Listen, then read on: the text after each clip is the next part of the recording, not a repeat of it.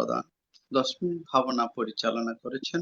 পূজনীয় ভান্তের নিরোগ, দীর্ঘায়ু এবং সুস্বাস্থ্যতা কামনা করছি AITSS পরিবারের পক্ষ থেকে। বন্দনা ভান্তে। সাধু আন্টি মঙ্গল বন্দনা বন্দনা। সবাই ভালো থাকুন এই কামনা। আচ্ছা আপনি ভালো থাকুন।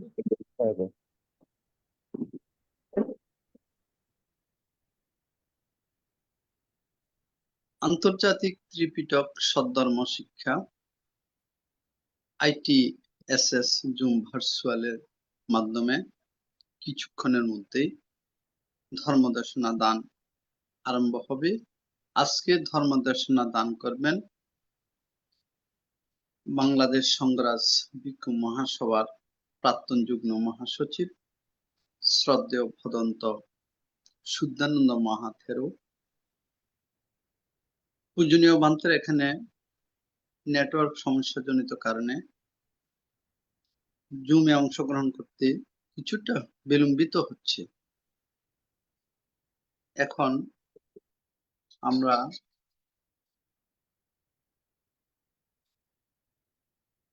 সূত্রপাঠ শুনব দিল্লি থেকে শ্রদ্ধেয় গোপা বড়ুয়া মহাদয়া দিদির কাছ থেকে। নমস্কার দাদা।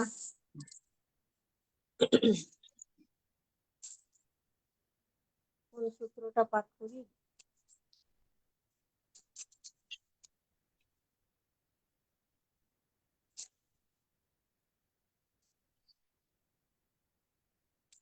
করণীয় মৈত্রী সূত্রটা পাঠ করছি। হ্যাঁ, প্রথমে আমি বন্দনা করি তথাগতকে, এরপর আমি মৈত্রী সূত্রটা পাঠ করছি। করণীয় করণীয় মত্থ কুশলেন ইয়ং তং সন্তু পদং অভিসমেচ সক্ক উজু চ সুজু চ সুবচ চস্য মোদো অনতিমানি সন্তু সকো চ সুভরো চ অপকৃচ্চ চ সল্লহু কুবুতি সন্তীন্দ্রিয় চ নিপক চ অপগব কুলেষু অনুগীত ন চ ক্ষুদ্রং সমাচারে কিঞ্চিয়েন বিয়ো পরে উপবদেয় সুখিন বা খেমিন হন্তু সব্যে সত্তা ভবন্তু সুখিতত্তা ये केचि प्रणोभूतत्वा तसा वाथाउरा वा अनावशेषं दीघा वा ये महन्ता वा मज्जिमारस कोनुकतुला दीक्षा वा ये अन्दीक्षा ये च दूरे वसन्ति अभिदूरे भूता वा ये सम्भवेशि सभ्य सत्ता भवन्तु सुखितात्ता न परो परं निकुब्येथो नाति मय्यथ कथचिन कन्ति व्यारोसाना पटिघसंज्ञा नाति मय्यथ व्यारोसाना पटिघसंज्ञा मय्यस दुःखिमिच्छय माता यतानियं पुत्रं आयुषा एकपुत्रमनुरक्षे एवं सर्वभूतेषु मानसं भावये अपरिमाण मेत्तं च सर्वलोकस्मिन् मानसं भावये अपरिमाणं ऊर्ध्वो अधो च तिर्यं च संवादवीरं असपत्तं तीर्थं चरं निशन्न वा शयनो वा यावताप्सभिगतमिद्धो एतं सन्तिं अधिष्ठेयो ब्रह्ममेतं विहारयिधुमो तीर्थञ्चि अनुपगम्य शीलवादस्येन सम्पन्न कामेषु विनयभेदो न हि जातो गभ्यस्यो पुनरेतो इति। साधु साधु साधु।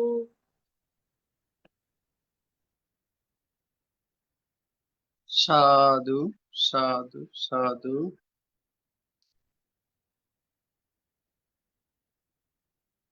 আমরা এখন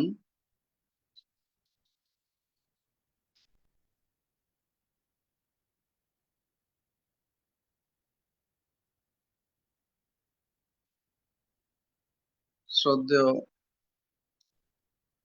উত্তম বড়ুয়া মহোদয় দাদার কাছ থেকে কিছু শুনবো ধর্মীয় সম্পর্কে। নমস্কার দাদা। দাদা নমস্কার। নমস্কার দাদা। আচ্ছা, আমি প্রথমে মহাতিরত্নে নবশিরে বন্দনা জানাচ্ছি। বন্দনা দাসকে আজকে আমাদের এই ITS এর আশীর্বাদক দেখভাল বান্ধব পদমূলে আর প্ল্যাটফর্ম যদি আরো কোনো বিজ্ঞ সংঘ থাকে অথবা ফেসবুক লাগে তাদের প্রত্যেকে পদমূলে নত সেই বন্দনা জানাচ্ছি। এই প্ল্যাটফর্মের সম্মানিত উপদেষ্টা সহ সমস্ত সদমনুরাগীদের আমার প্রণব মূর্তি শুভেচ্ছা। আজকে আসলে প্রতিদিনের মতো আজকেও আমরা এই প্ল্যাটফর্মে প্রবেশ করছি। এখানে সবসময় সদর্মের সুধা শোনানো হয়। এখান থেকে শোনার পরে যে যতটুকু গ্রহণ করতে পারে তার ততটুকু মঙ্গল। বুদ্ধকে একবার এক ব্রাহ্মণ প্রশ্ন করছিলেন, তাহলে নিব্বাণ আছে, নিব্বাণ রাস্তা আছে, আর নিব্বাণ প্রদর্শনের লোক আছে, তবুও কেন সবাই নির্বাণে যায় না? তখন বুদ্ধ তাহাতে জিজ্ঞেস করলো, তোমার বাড়ি কোথায়? হয়তো আমার বাড়ি তো ওই ওই ওই এক জায়গার নাম বললো।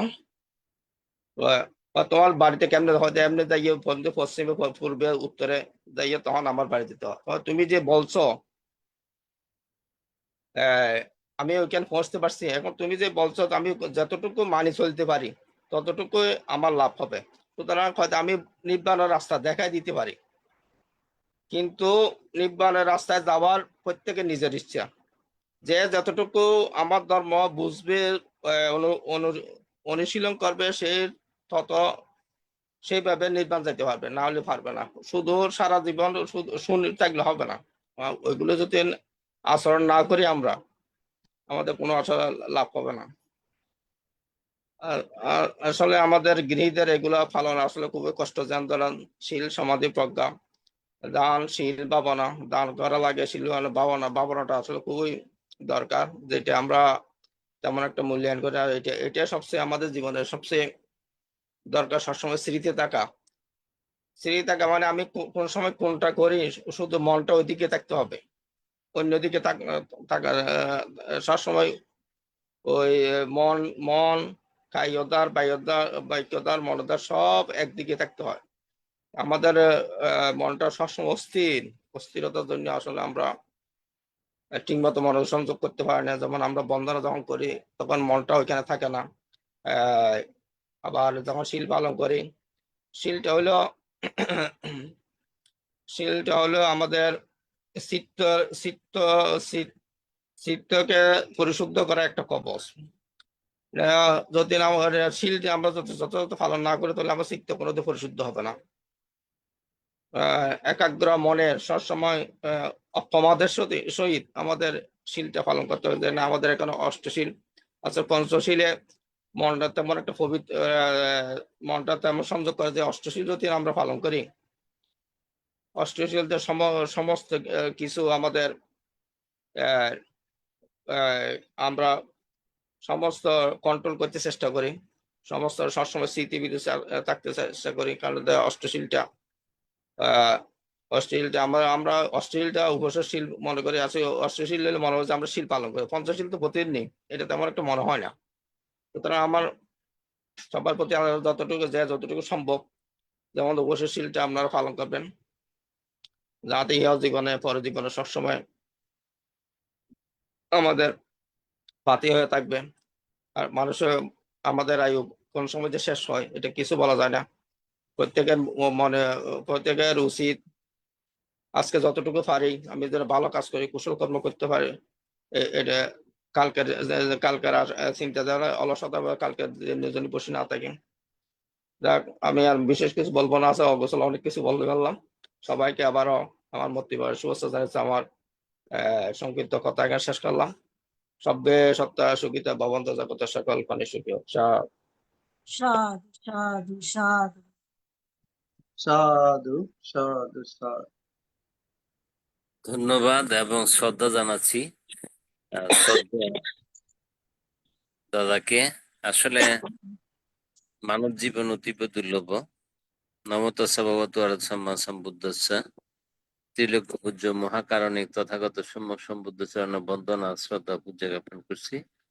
শ্রদ্ধা বন্দনা পূজা জ্ঞাপন করছি ITSS এর আশীর্বাদক ভারতীয় শ্রেষ্ঠ সংঘরাজ বড়ভদ্র চরণে বন্দনা শ্রদ্ধা পূজা জ্ঞাপন করছি।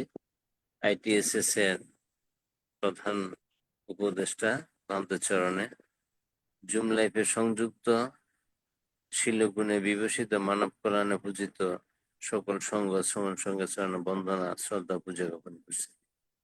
কৃতজ্ঞতা শ্রদ্ধা অভিনন্দন জ্ঞাপন করছি ITSS এর প্রতিষ্ঠা লগ্ন থেকে যে সকল দুর্লভ মানব জীবন লাভী সদজন্মজনিত কুশল কর্মের মাধ্যমে নিজেরাই স্বধর্ম আলো আলোকিত হচ্ছেন এবং অন্যদেরকে আলোকিত করা পূর্ণ কুশল কর্ম প্রচার প্রচারণা উদ্বুদ্ধ করতেছেন। প্রত্যেককে ITSS পক্ষ থেকে অভিনন্দন কৃতজ্ঞতা জ্ঞাপন করছি, ধন্যবাদ এবং অভিনন্দন জ্ঞাপন করছি ITSS এর প্রতিষ্ঠাতা দাদাকে এবং ITSS এর সকল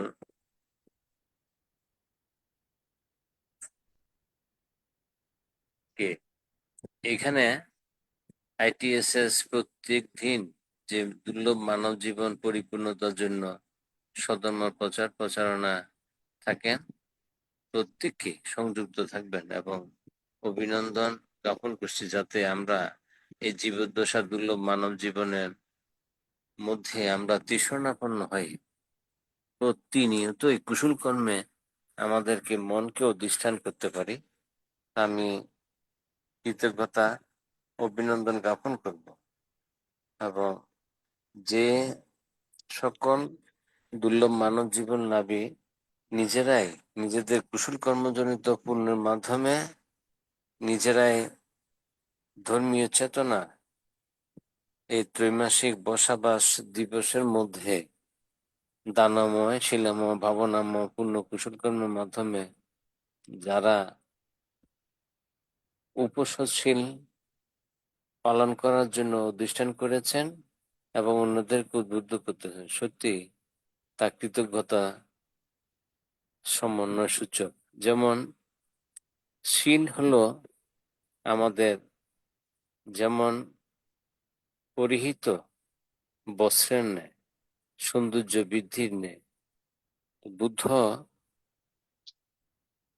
প্রতিনিয়তই নিজেকে উপলব্ধি করে সমগ্র মানব জাতির জন্য এই ধর্ম প্রচার করেছেন। এই ধর্ম প্রচারের মাধ্যমে আমরা প্রত্যেকেই যে ধর্মীয় চেতনায় ধর্ম শ্রবণ করতেছি এবং অন্যদেরকে ধর্ম প্রতিপালনের নির্দেশনা মূলক আমরা বাণী প্রচার করতেছি।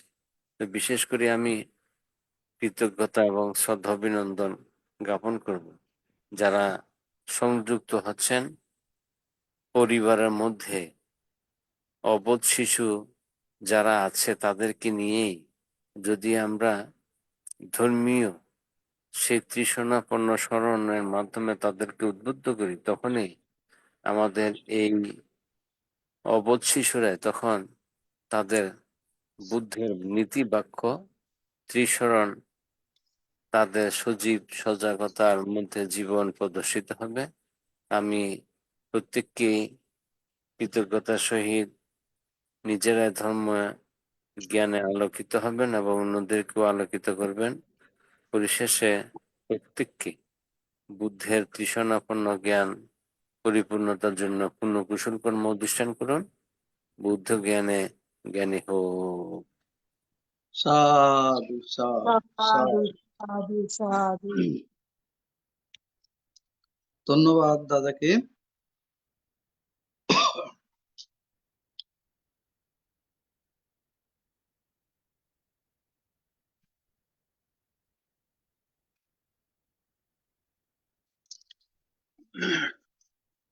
আজ কোনো দিদিরা আসেননি? উপদেষ্টা ভান্তে আছে তো, ভান্তেকে দিয়ে আলোচনা করান। ভান্তে যদি দেশক ভান্তে আজকে সংযুক্ত হওয়ার একটা সমস্যা থাকে, উপস্থাপক মহোদয় দাদাকে আহ্বান করছি। এখন শ্রদ্ধাপূর্বক আহ্বান করছি ITSS পেজের উপদেষ্টা, প্রধান উপদেষ্টা, যিনি 2021 সাল থেকে ITSS কে এখন পর্যন্ত নিয়ে আসছেন সুনামের সহিত, প্রধান উপদেষ্টা শ্রদ্ধেয় ভদন্ত ইন্দ্রবংশ স্থবির ভান্তেকে আজকের আলোচনায় অংশগ্রহণ করার জন্য শ্রদ্ধাপূর্বক আহ্বান করছি। বন্দনা।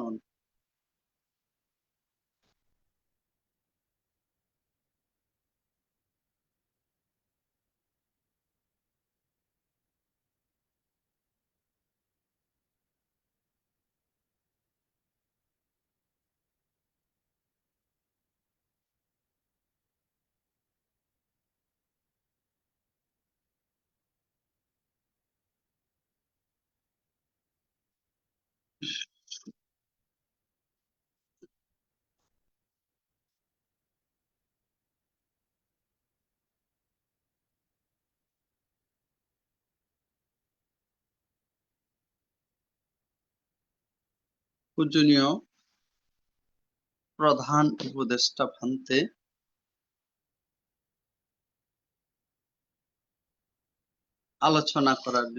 ধর্ম আলোচনা করার জন্য বন্দনাপূর্বক আহ্বান করছি।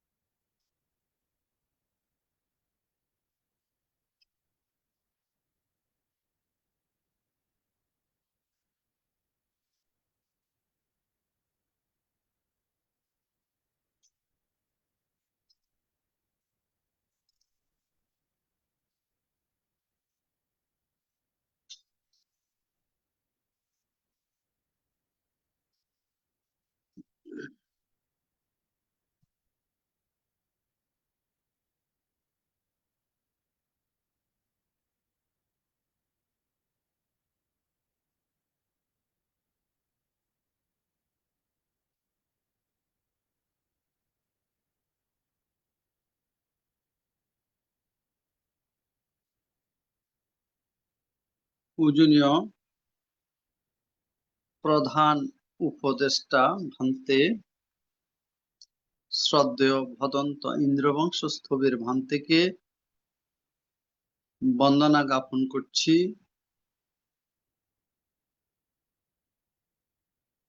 জুমে অংশগ্রহণ করার জন্য।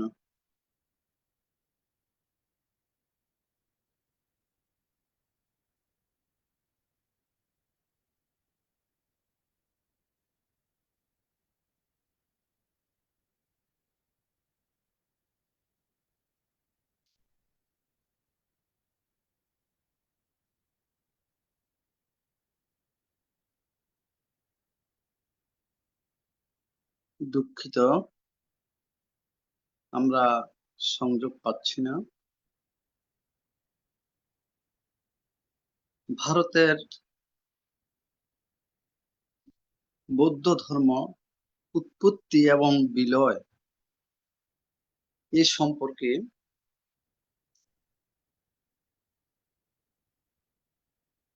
রাহুল সংস্কৃতায়ন বই থেকে সংগৃহীত দশম সঙ্গরাজ পূজনীয় জ্যোতিপাল মহাথেরোর লেখনীর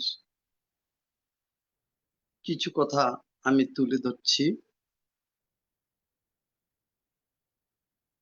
প্রথম সংগীতের 100 বৎসর পর খ্রিস্টপূর্ব 383 অব্দে বৈশালীর ভিক্ষুগণ বিনয়ের কিছু নিয়ম অবহেলা শুরু করতে লাগলেন। ইহা অবলম্বনে বিবাদের সূত্রপাত হয়। অতঃপর ভিক্ষু সংঘ পুনরায় একত্রিত হয়ে বিবাদমান বিষয়ের উপর আপন আপন মত প্রকাশ করলেন এবং ধর্ম বিনয় সংজ্ঞায়ন করলেন। এই সম্মেলনের নাম দ্বিতীয় সংগীতি। কিছু সংখ্যক ভিক্ষু এই সংগীতিতে একমত হতে পারলেন না। পূজনীয় ভান্তে এসে গেছেন। আমি পূজনীয় ভান্তেকে বন্দনা জ্ঞাপন করছি আজকের আলোচনা অংশগ্রহণ করার জন্য। বন্দনা ভান্তে।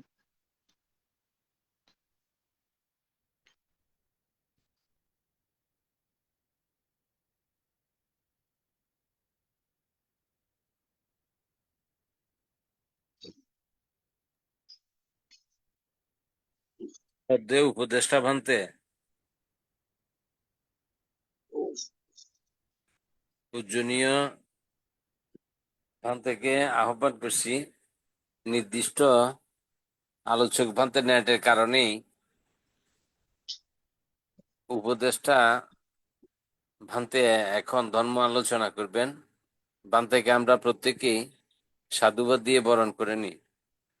শ্রদ্ধেয় ইন্দ্রবংশ স্থবির ভান্তেকে সাধু সাধু সাধু সাধু। সাধু। হ্যাঁ, উপাসক আমাকে বলছেন? ভান্তে ভান্তে। আলোচনা করবেন কিছুক্ষণ। আচ্ছা, আমাদের আজকে আলোচক আসে নাই না? ভান্তে শুদ্ধানন্দ ভান্তে ছিল। বান্দে আসবে না? ভান্তের এখানে নেটের সমস্যা আর কি বলতে। কথা হয়েছে? ভান্তে আমার সাথে কথা হয়েছে। আচ্ছা আচ্ছা,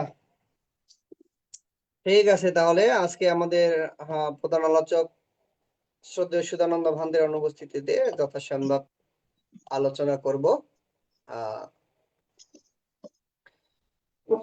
সাধারণ প্রাণ উপাসক উপাসিকা, আজকে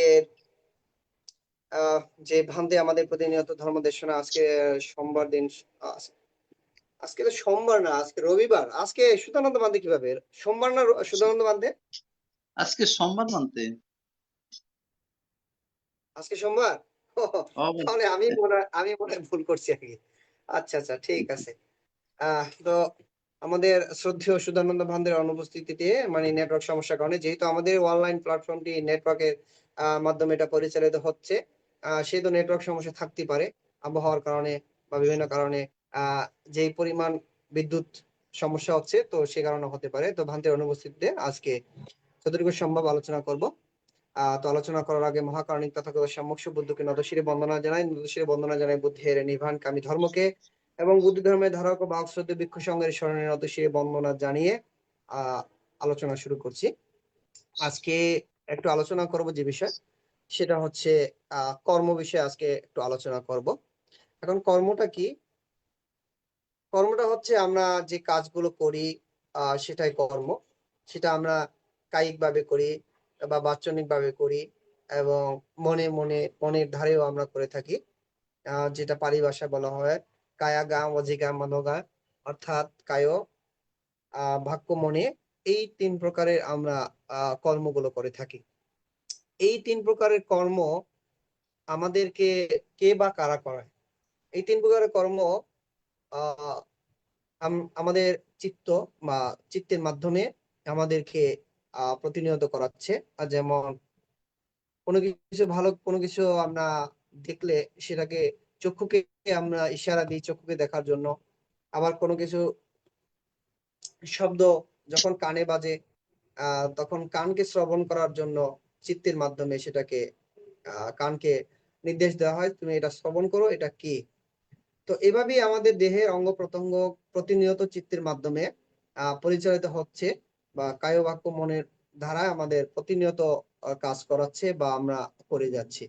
তো প্রতিনিয়ত কাজ করার মধ্যে যে কাজগুলো আমরা করে থাকি, তার মধ্যে আমাদের প্রত্যেকের এটা লক্ষ্য করা উচিত যে কাজগুলো আমরা প্রতিনিয়ত যে কর্মগুলো করি বা কাজগুলো করি, এই কাজগুলো যেন অকুশল কর্ম না হয়। সে কাজগুলো যেন প্রতিনিয়ত কুশল কর্মে পরিণত হয় এবং কুশল কর্মের ধারায় আমরা অব্যাহত থাকতে পারি। এখন কুশল কর্মটা হচ্ছে যে কর্ম করলে যে লোভ দেশ মোহ সৃষ্টি হয়, যে কর্মের মাধ্যমে বিবাদ সৃষ্টি হতে পারে। এর থেকে যদি আমরা সংক্ষেপে বলি, যে কর্মের মধ্যে আহ আমরা যদি বলি যেটা অন্যায়ভাবে করে থাকি, আর সেই কর্মগুলো যেন আমরা না করি, অকুশল কর্ম। যে কর্মগুলো কুশল কর্ম, যেটা লোভ দেশ মোহ ব্যতীত যে কর্মগুলো আমরা করি, সেটাই কুশল কর্ম। আর লোভ দেশ মোহ দিয়ে যে সকল কর্মগুলো করি না কেন, সে সকল কর্মই সকল কর্ম সেটা আহ যে অকুশল কর্ম। সেটা হতে পারে পারিবারিক কাজ বা পারিবারিক কর্মক্ষেত্রে হতে পারে, ব্যবসায়িক কর্মক্ষেত্রে হতে পারে, ধর্মীয় প্রতিষ্ঠান কর্মক্ষেত্রে হতে পারে, ধর্মীয় অনুষ্ঠান কর্মক্ষেত্রে হতে পারে। আহ যেটাই করি না কেন আমরা লোভ দেশ মোহ মিশ্রিত যে কর্মগুলো করি, সেগুলো হচ্ছে অকুশল কর্ম। তো সাধারণ প্রাণ উপাসক উপাসিকা, এই কথাগুলো বলার একমাত্র কারণ আমরা আমাদের চিত্তের মাধ্যমে আমাদের দেহের অঙ্গ প্রত্যঙ্গ গুলোকে আমরা নির্দেশনা দিয়ে থাকি। তো আমাদের চিত্তকে জানা খুবই প্রয়োজন। চিত্ত কখন কি চায় বা যখন যেটা নির্দেশ দেয়, সেটা কি সঠিক নির্দেশ দিচ্ছে কিনা, এটাও আমাদের জানা দরকার, এবং সেগুলো আমার করার উচিত কি উচিত নয়। তো আমরা সকলে যেহেতু বুদ্ধ ধর্মের অনুসারী, সেহেতু আমরা সবসময় কুশল কর্ম করার চেষ্টা করতে পারি বা করা সকলের উচিত। তো সাধারণ প্রাণ উপাসক উপাসিকা, এই কথাগুলো বলার একমাত্র কারণ হচ্ছে, যখন আমরা বিভিন্ন ধরনের বড় বড় অনুষ্ঠানের আয়োজন করি, সেখানেও কিন্তু ধর্ম দর্শন অনুযায়ী যদি দেখি, বুদ্ধ ধর্ম দর্শন অনুযায়ী যদি দেখি, সেখানেও কিন্তু আমাদের অনেকগুলো কুশল কর্ম সৃষ্টি হয়। যেমন যেহেতু সেগুলো আমরা লোভ দেহ মোহের মাধ্যমে কর্মগুলো করে থাকি, সেগুলো কিভাবে করি। যেমন একটা অনুষ্ঠান হলো, সেখানে আমাকে সভাপতি রাখা হলো না, আমার মধ্যে দেশ সৃষ্টি হলো, রাগ সৃষ্টি হলো, অকুশল কর্ম সৃষ্টি হলো। একটা অনুষ্ঠান আয়োজিত হলো, সেখানে আমাকে কথা বলার সুযোগ দেওয়া হয়নি বা কথা বলতে দেওয়া হয়নি, যার কারণে আমার মধ্যে রাগ সৃষ্টি হয়, ক্ষোভ সৃষ্টি হয়।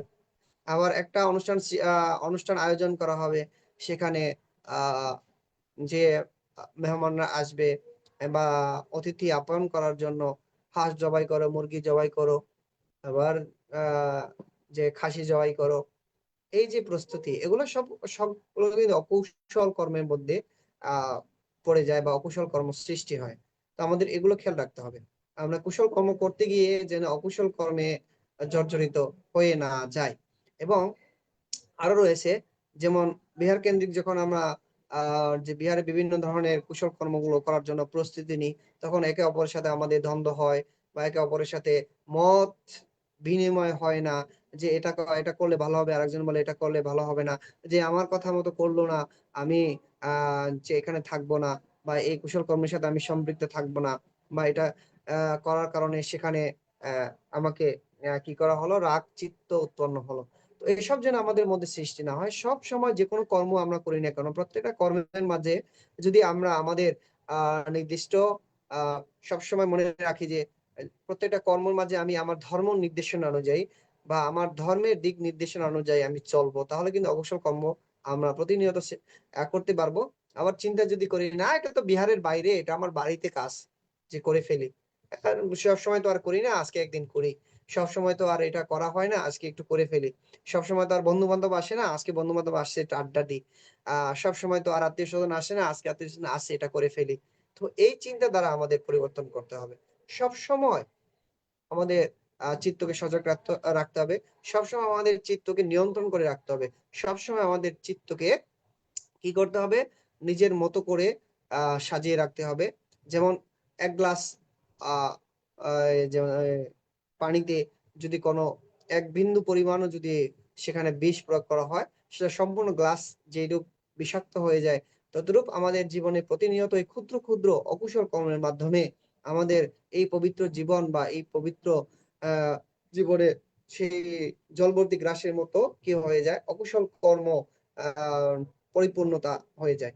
তো তার কারণে প্রতিদিন প্রতি সময় আমাদের প্রত্যেকটা কর্মক্ষেত্রে ধর্মকে স্মরণ করতে হবে।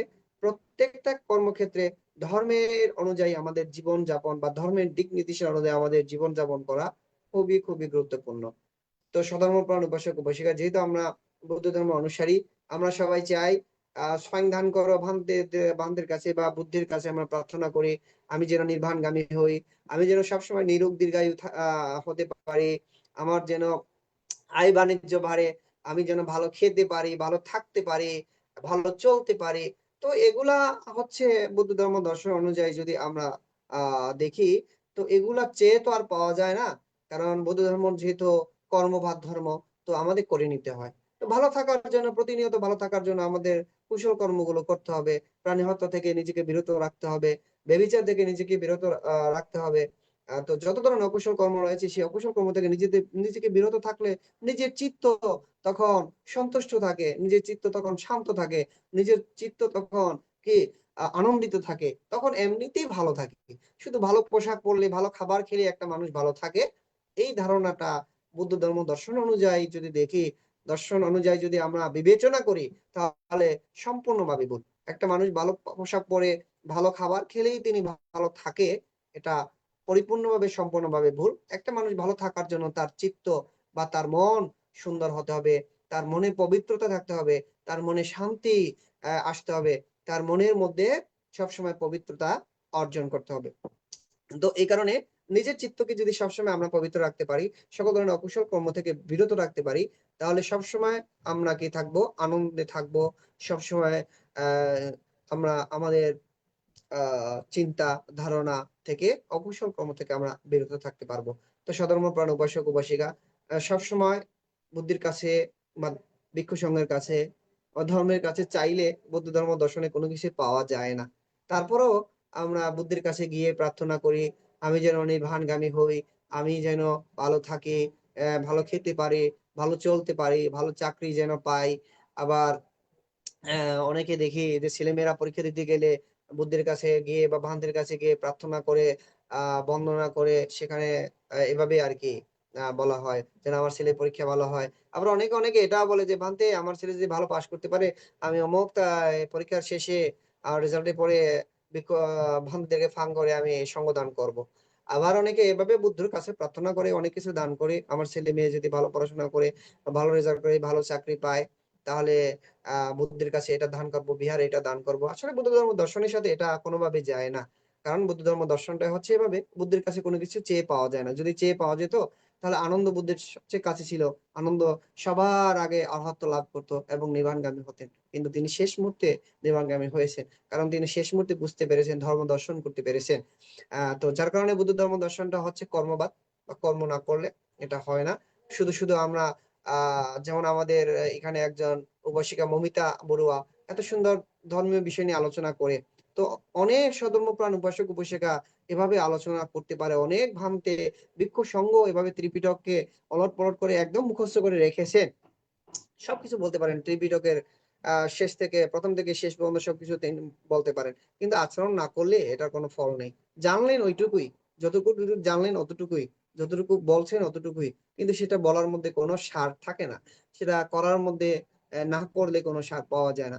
অর্থাৎ যে আমি ইন্দ্রবংশ ভিক্ষু, যে আমি শুধু আপনাকে এদেরকে উপদেশ দিয়ে গেলাম, আপনাদেরকে বলে গেলাম, নিজে যদি কিছু না করি আমার জন্য তো কিছু রইল না।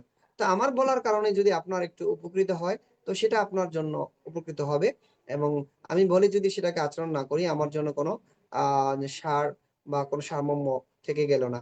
তো বলার চেয়ে, শোনার চেয়ে, শ্রবণ করার চেয়ে যতটুকু জানি ততটুকু আচরণ করা আমাদের খুবই গুরুত্বপূর্ণ। তা আমরা সকলেই কম বেশি এখন জানি, যেহেতু বাংলা ত্রিপিটক এখন আমাদের বাংলাদেশে অহরহ সব জায়গায় পাওয়া যায়। বুদ্ধ ধর্ম দর্শনটা কি, দর্শনটা কিভাবে করতে হয়, বুদ্ধের ধর্ম দর্শন আচরণটা কিরকম, এটা আমরা সকলেই কম বেশি জানি। কিন্তু তারপরে আমরা কয়জনে মানি, কয়জনে সেই দিক নির্দেশনা আমরা পালন করি, যে এরকম এরকম থেকে সকল ধরনের অবশ্য কর্ম থেকে বিরত থাকতে হলে আমাদের শিল ভঙ্গ করা যাবে না, যে পঞ্চশীলের মধ্যে আমাদের সীমাবদ্ধ থাকতে হবে, বা অষ্টশীলের মধ্যে আমরা সীমাবদ্ধ থাকবো, ভিক্ষু সংঘ হলে 227 শিলের মধ্যে সীমাবদ্ধ থাকবো।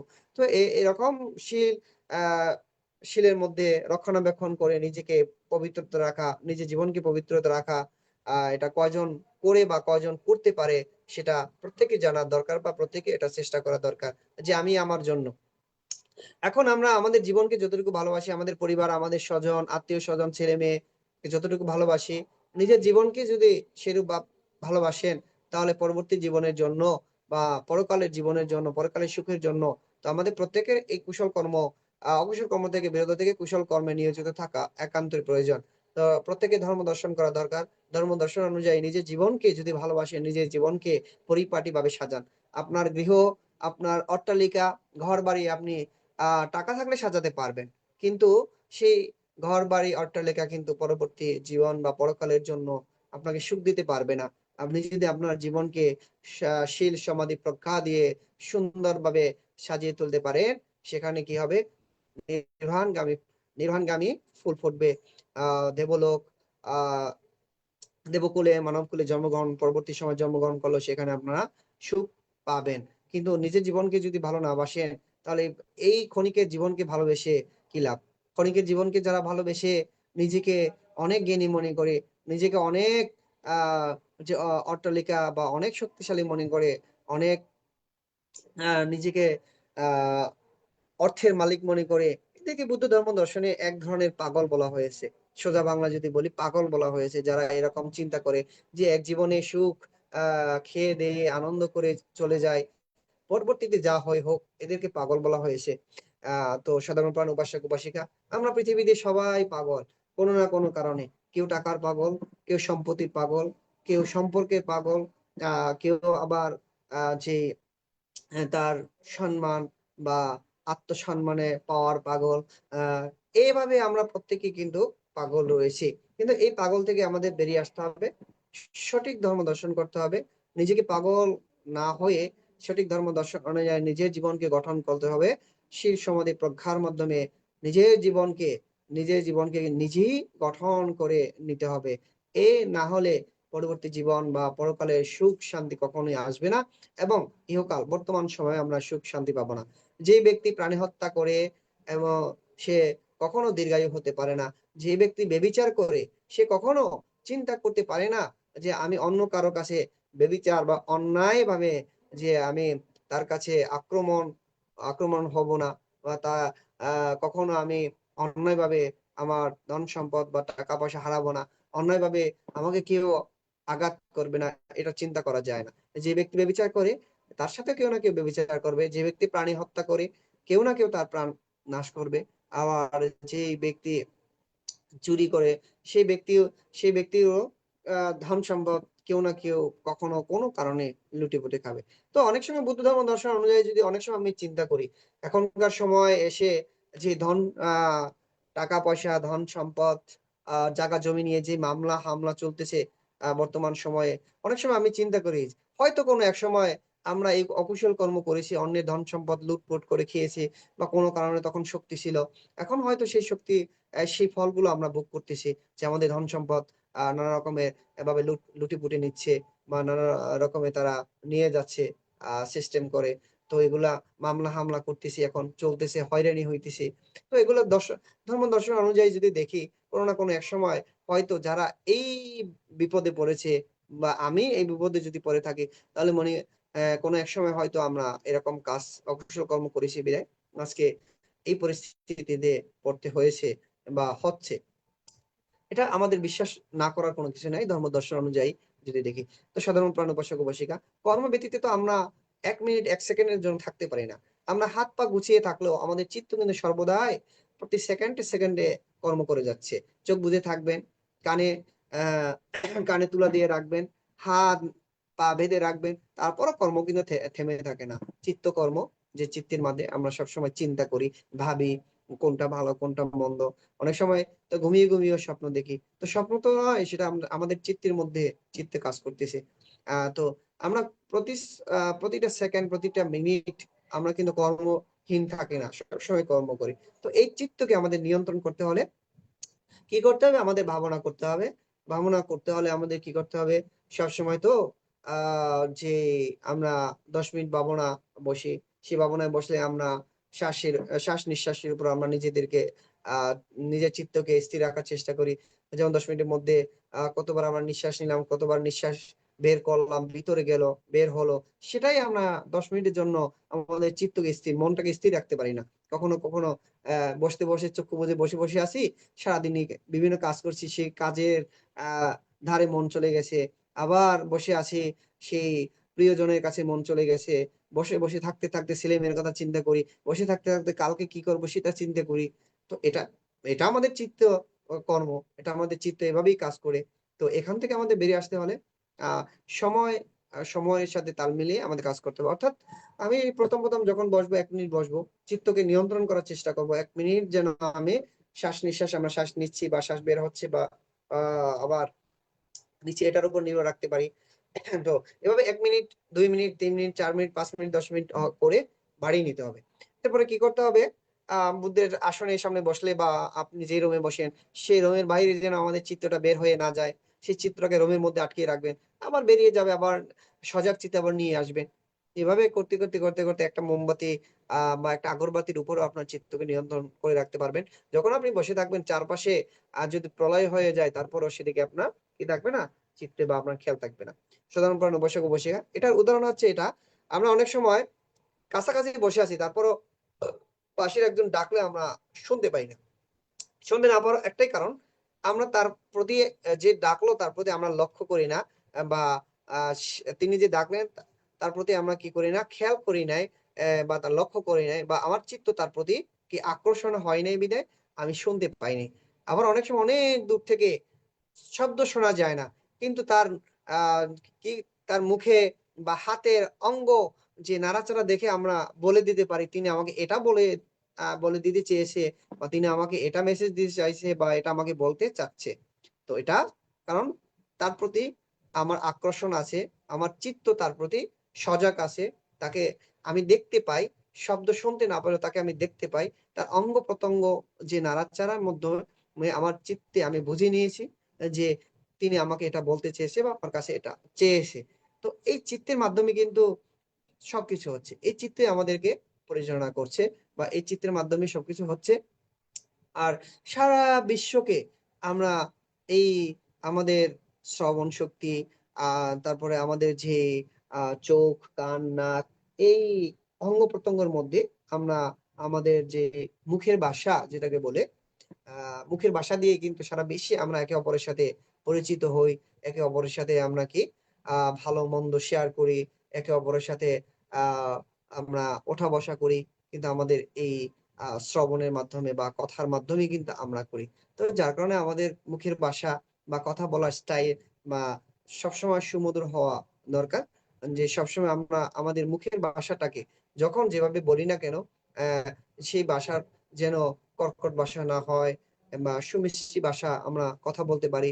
কেউ যেন আমার কথা শুনে রাগান্বিত না হয়, কারো মনে যেন দুঃখ না লাগে, কাউকে আঘাত দিয়ে কথা না বলা, কাউকে কষ্ট না দেয়া বা একে অপরের সাথে দ্বন্দ্ব লাগিয়ে না দেওয়া। তা এগুলো আমাদের খুবই গুরুত্বপূর্ণ। যেহেতু আমরা আমাদের এই আ মুখে ভাষা দিয়ে আমরা আমাদের পরিবারকে নিয়ন্ত্রণ করি বা আমাদের ছেলে-মেয়েদেরকে নিয়ন্ত্রণ করি। আমরা আমাদের পাড়া-পড়শিকে নিয়ন্ত্রণ করি। সারা বিশ্বকে আমরা আমাদের এই মুখের ভাষা দিয়েই আমরা কি করি? আ যাতায়াত, আসা যাওয়া, থাকা, খাওয়া, চাকরি-বাকরি আ সবকিছু কিন্তু আমাদের এই মুখের ভাষার মাধ্যমেই আমরা করে থাকি। তো এই মুখের ভাষাটা আমাদের খুবই আ সুন্দর হতে হবে এবং অকুশল কর্ম চিত্তে সবসময় আমাদের মুখের ভাষা কথা বলতে হবে। কারণ কুশল কর্মচিত্তে যখন কথা বলবো, তার প্রতি আমার রাগ হবে, তার প্রতি আমার হিংসা হবে, তার আ তার প্রতি রাগ, হিংসা হলে সেটা অকুশল কর্ম। তো সবসময় আমাদের সুমিষ্টভাবে কথা বলতে হবে সবার সাথে যতটুকু সম্ভব। যেহেতু আমাদের এই মুখের ভাষা দিয়ে সারা বিশ্বে আমরা একে অপরের সাথে ওঠা-বসা, কর্মকাণ্ড, কাজকর্ম করে থাকি। তো আমাদের মুখের ভাষা অবশ্যই আমাদের খেয়াল রেখে কথা বলা দরকার। কখন কোন ধরনের কোন ভাষা ব্যবহার করতে হবে এটা আমাদের জানা দরকার এবং কোন জায়গায় কি কথা বললে কেউ কষ্ট পাবে কিনা চিন্তা করা দরকার। সবসময় যে আমি গৃহে প্রধান কর্তা বলে সবসময় কর্কট ভাষা কথা বলা যাবে, এটাও ঠিক নয়। আমি বিহারাধ্যক্ষ বলে সবসময় আমি রাগান্বিত ভাবে কথা বলবো, এটাও ঠিক নয়। সবসময় আমি গৃহের প্রধান কর্তা বলে সবাইকে আমি কি যেটা সবসময় কি বলবো তাদেরকে যে এটা করো ওটা করো, সবসময় এভাবে আমরা বলতে পারি না। তার পজিশন দেখতে হবে, তার মনের মধ্যে দুঃখ আছে কিনা, রাগ আছে কিনা, আমার কথায় তিনি সন্তুষ্ট কিনা। এই কর্মক্ষেত্রগুলো আমাদের প্রত্যেকে খেয়াল রাখা একান্তই প্রয়োজন বলে আমি মনে করি। তো সাধারণ প্রাণবাসক উপাসিকা, এই কারণে প্রত্যেকটা কর্মক্ষেত্রে যদি আমরা ধর্মকে খুঁজি, প্রত্যেকটা কর্মক্ষেত্রে যদি আমরা নিজের ধর্ম দর্শন অনুযায়ী চলাফেরা, থাকা, খাওয়া, কথা বলা সব যদি আমরা ধর্ম দর্শন অনুযায়ী করি, তাহলে সবসময় আমরা কর্ম করতে পারবো এবং অকুশল কর্ম থেকে বিরত থাকতে পারবো। কিন্তু আমরা সেটা করি না। অনেক সময় আমরা এরকম চিন্তা করি, সবসময় তো আত্মীয় স্বজন আসে না, আজকে আসছে, আজকে যা হয় হোক, অকুশল কর্ম জানি করে ফেললাম। যে সবসময় তো বন্ধু বান্ধবের সাথে বসা হয় না, আজকে বসলাম, যা হয় হোক, এটা অকুশল কর্ম জানি তারপর করে ফেললাম।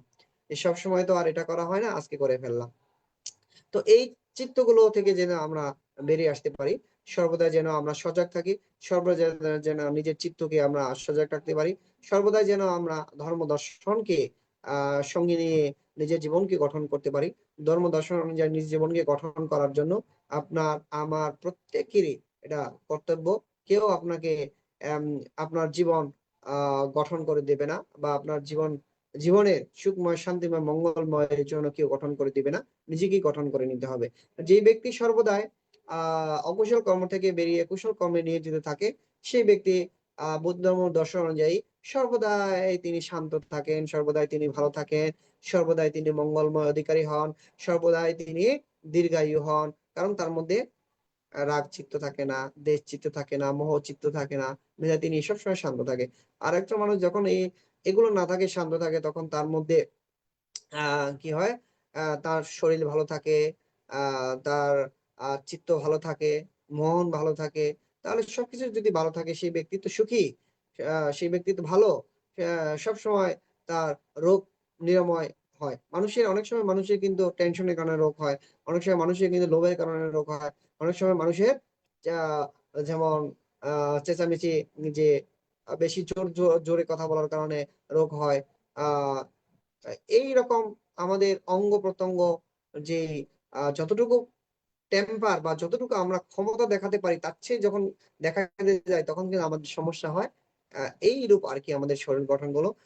তো আমাদের সবসময় চিন্তা রাখতে হবে, সবসময় চিন্তা ভাবনা করতে হবে যে এই কাজটা আমি করব, এই কাজটা কুশল কর্ম না অকুশল কর্ম, এই কাজটা আমি করতে গেলে আমার জন্য লাভ হবে না ক্ষতি হবে, বা এই কাজটা করতে গেলে আমার ব্যতীত অন্য কারো ক্ষতি হবে কিনা, বা এই কথাটা বলতে গেলে যে অন্য কারো কোনো সমস্যা হবে কিনা, অন্য কেউ এটার কারণে ক্ষতিগ্রস্ত হবে কিনা। তো এটা আমাদের প্রত্যেকের চিন্তা ভাবনা করে করা উচিত, এবং সর্বদাই প্রত্যেকটা ক্ষেত্রে আমাদের এই ধর্ম দর্শনকে চিন্তা করা একান্তই প্রয়োজন বলে মনে করি।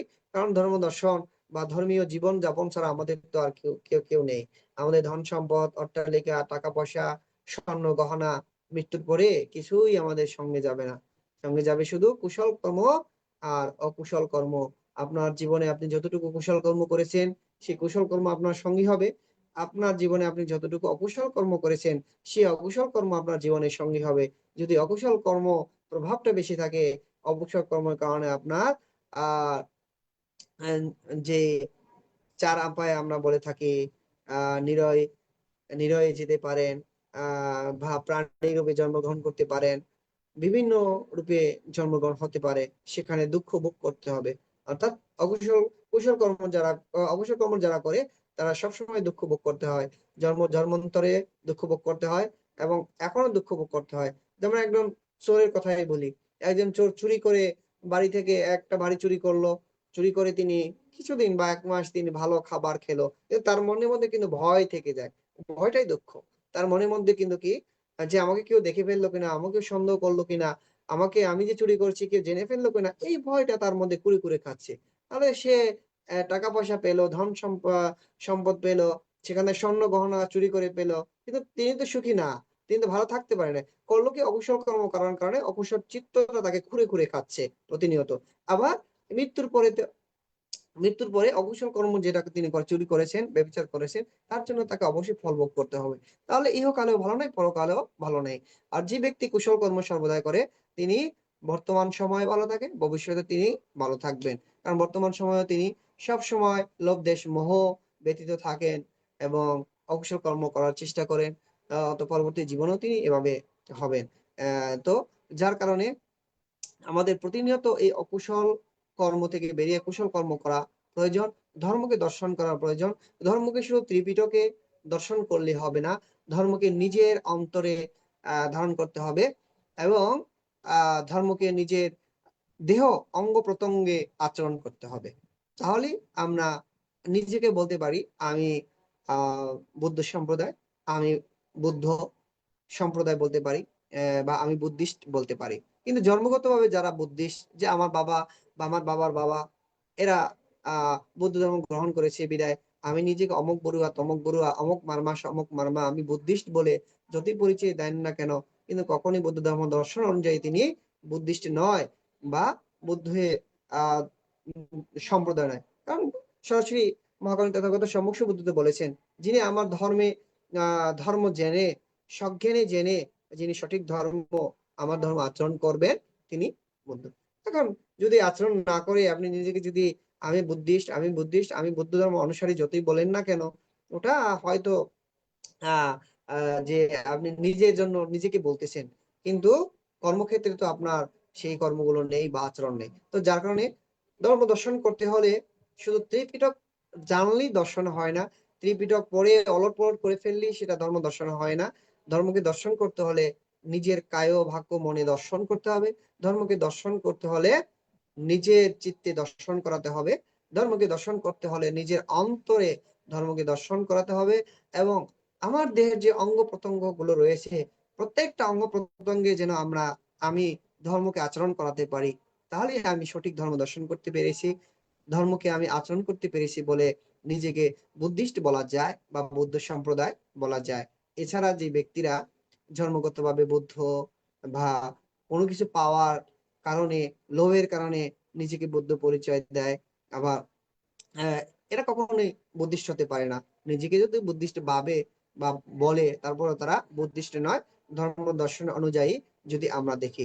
তো এই কারণে সধর্মপ্রাণ উপাসক উপাসিকা ত্রিপিটককে বই বুদ্ধি ধর্ম দর্শন ত্রিপিটককে আপনারা একটা ত্রিপিটক গ্রন্থের মধ্যে না রেখে নিজের অন্তরে স্থাপন করুন। বুদ্ধ বিহার যে পবিত্র স্থান, সে পবিত্র স্থানকে সে বিহারকে আপনার হৃদয়ে প্রতিষ্ঠান করুন। আমরা প্রতিনিয়ত যেরকম বিহারে গিয়ে একটা বিহারে প্রবেশ করলে সেখানে যেরকম শৃঙ্খলা ভাবে আমরা বসি, শৃঙ্খলা ভাবে আমরা কথা বলি, শৃঙ্খলা ভাবে নম্র ভদ্রভাবে আমরা ভান্তেদের সাথে আচরণ করি, নম্র ভদ্রভাবে আমরা সেখানে বসে বুদ্ধকে বন্দনা করি, ধর্মকে বন্দনা করি, ধর্ম শ্রবণ করি, শীল গ্রহণ করি, শীল পালন করি। তো এই বিহারটাকে নিজের অন্তরে যদি আমি স্থাপন করতে পারি, নিজের চিত্তে যদি আমি স্থাপন করতে পারি, আমি শুধু বিহারে গিয়ে 1 ঘন্টা 2 ঘন্টা থেকে আমি সেই ভদ্র বিনয়ের সাথে শীল পালন করা, ধর্ম আচরণ করা, ধর্ম শ্রবণ করা, ধ্যান করা, বান্ধবদের সাথে ভদ্রভাবে কথা বলা, সুশৃঙ্খল ভাবে কথা বলা, আমি 1 ঘন্টা বা 2 ঘন্টা বা 3 ঘন্টা সেখানে সময় দিতে পারি। কিন্তু সারাক্ষণ তো আমি আমার সাথে থাকি, আমি আমার দেহ চিত্তের সাথে থাকি। তো আমার চিত্তের মধ্যে যদি আমি বিহারটাকে আমি যদি স্থাপন করতে পারি, আমার চিত্তের মধ্যে যদি আমি ত্রিপিটকে স্থাপন করতে পারি, তাহলে আমি সর্বদাই কি থাকবো? ভদ্র থাকবো, নম্র থাকবো, সর্বদাই আমি শীল পালনে আগ্রহী থাকবো, সর্বদাই আমি কুশল কর্ম করা আগ্রহী থাকবো, সর্বদাই যেরকম আমি বিহারে গিয়ে ধর্ম দর্শন করা, শীল সমাধি প্রজ্ঞা চর্চা করা, যেমন মনোযোগ সহকারে আমি শ্রবণ করি। তো সবসময় আমি আমার চিত্তের মধ্যে যদি থাকে, আমি সর্বদাই সে আমার চিত্তকে পবিত্র রাখার যে চেষ্টা করি, সব সময় আমার চিত্রের মধ্যে কি থাকবে? বিহার থাকবে। তো সাধারণ প্রাণ উপাসক উপাসিকারা বিহারে গিয়েই পবিত্রতা হওয়া যায় না, নিজের চিত্রের মধ্যে বিহার স্থাপন করে নিজের চিত্তকে পবিত্রতা করুন।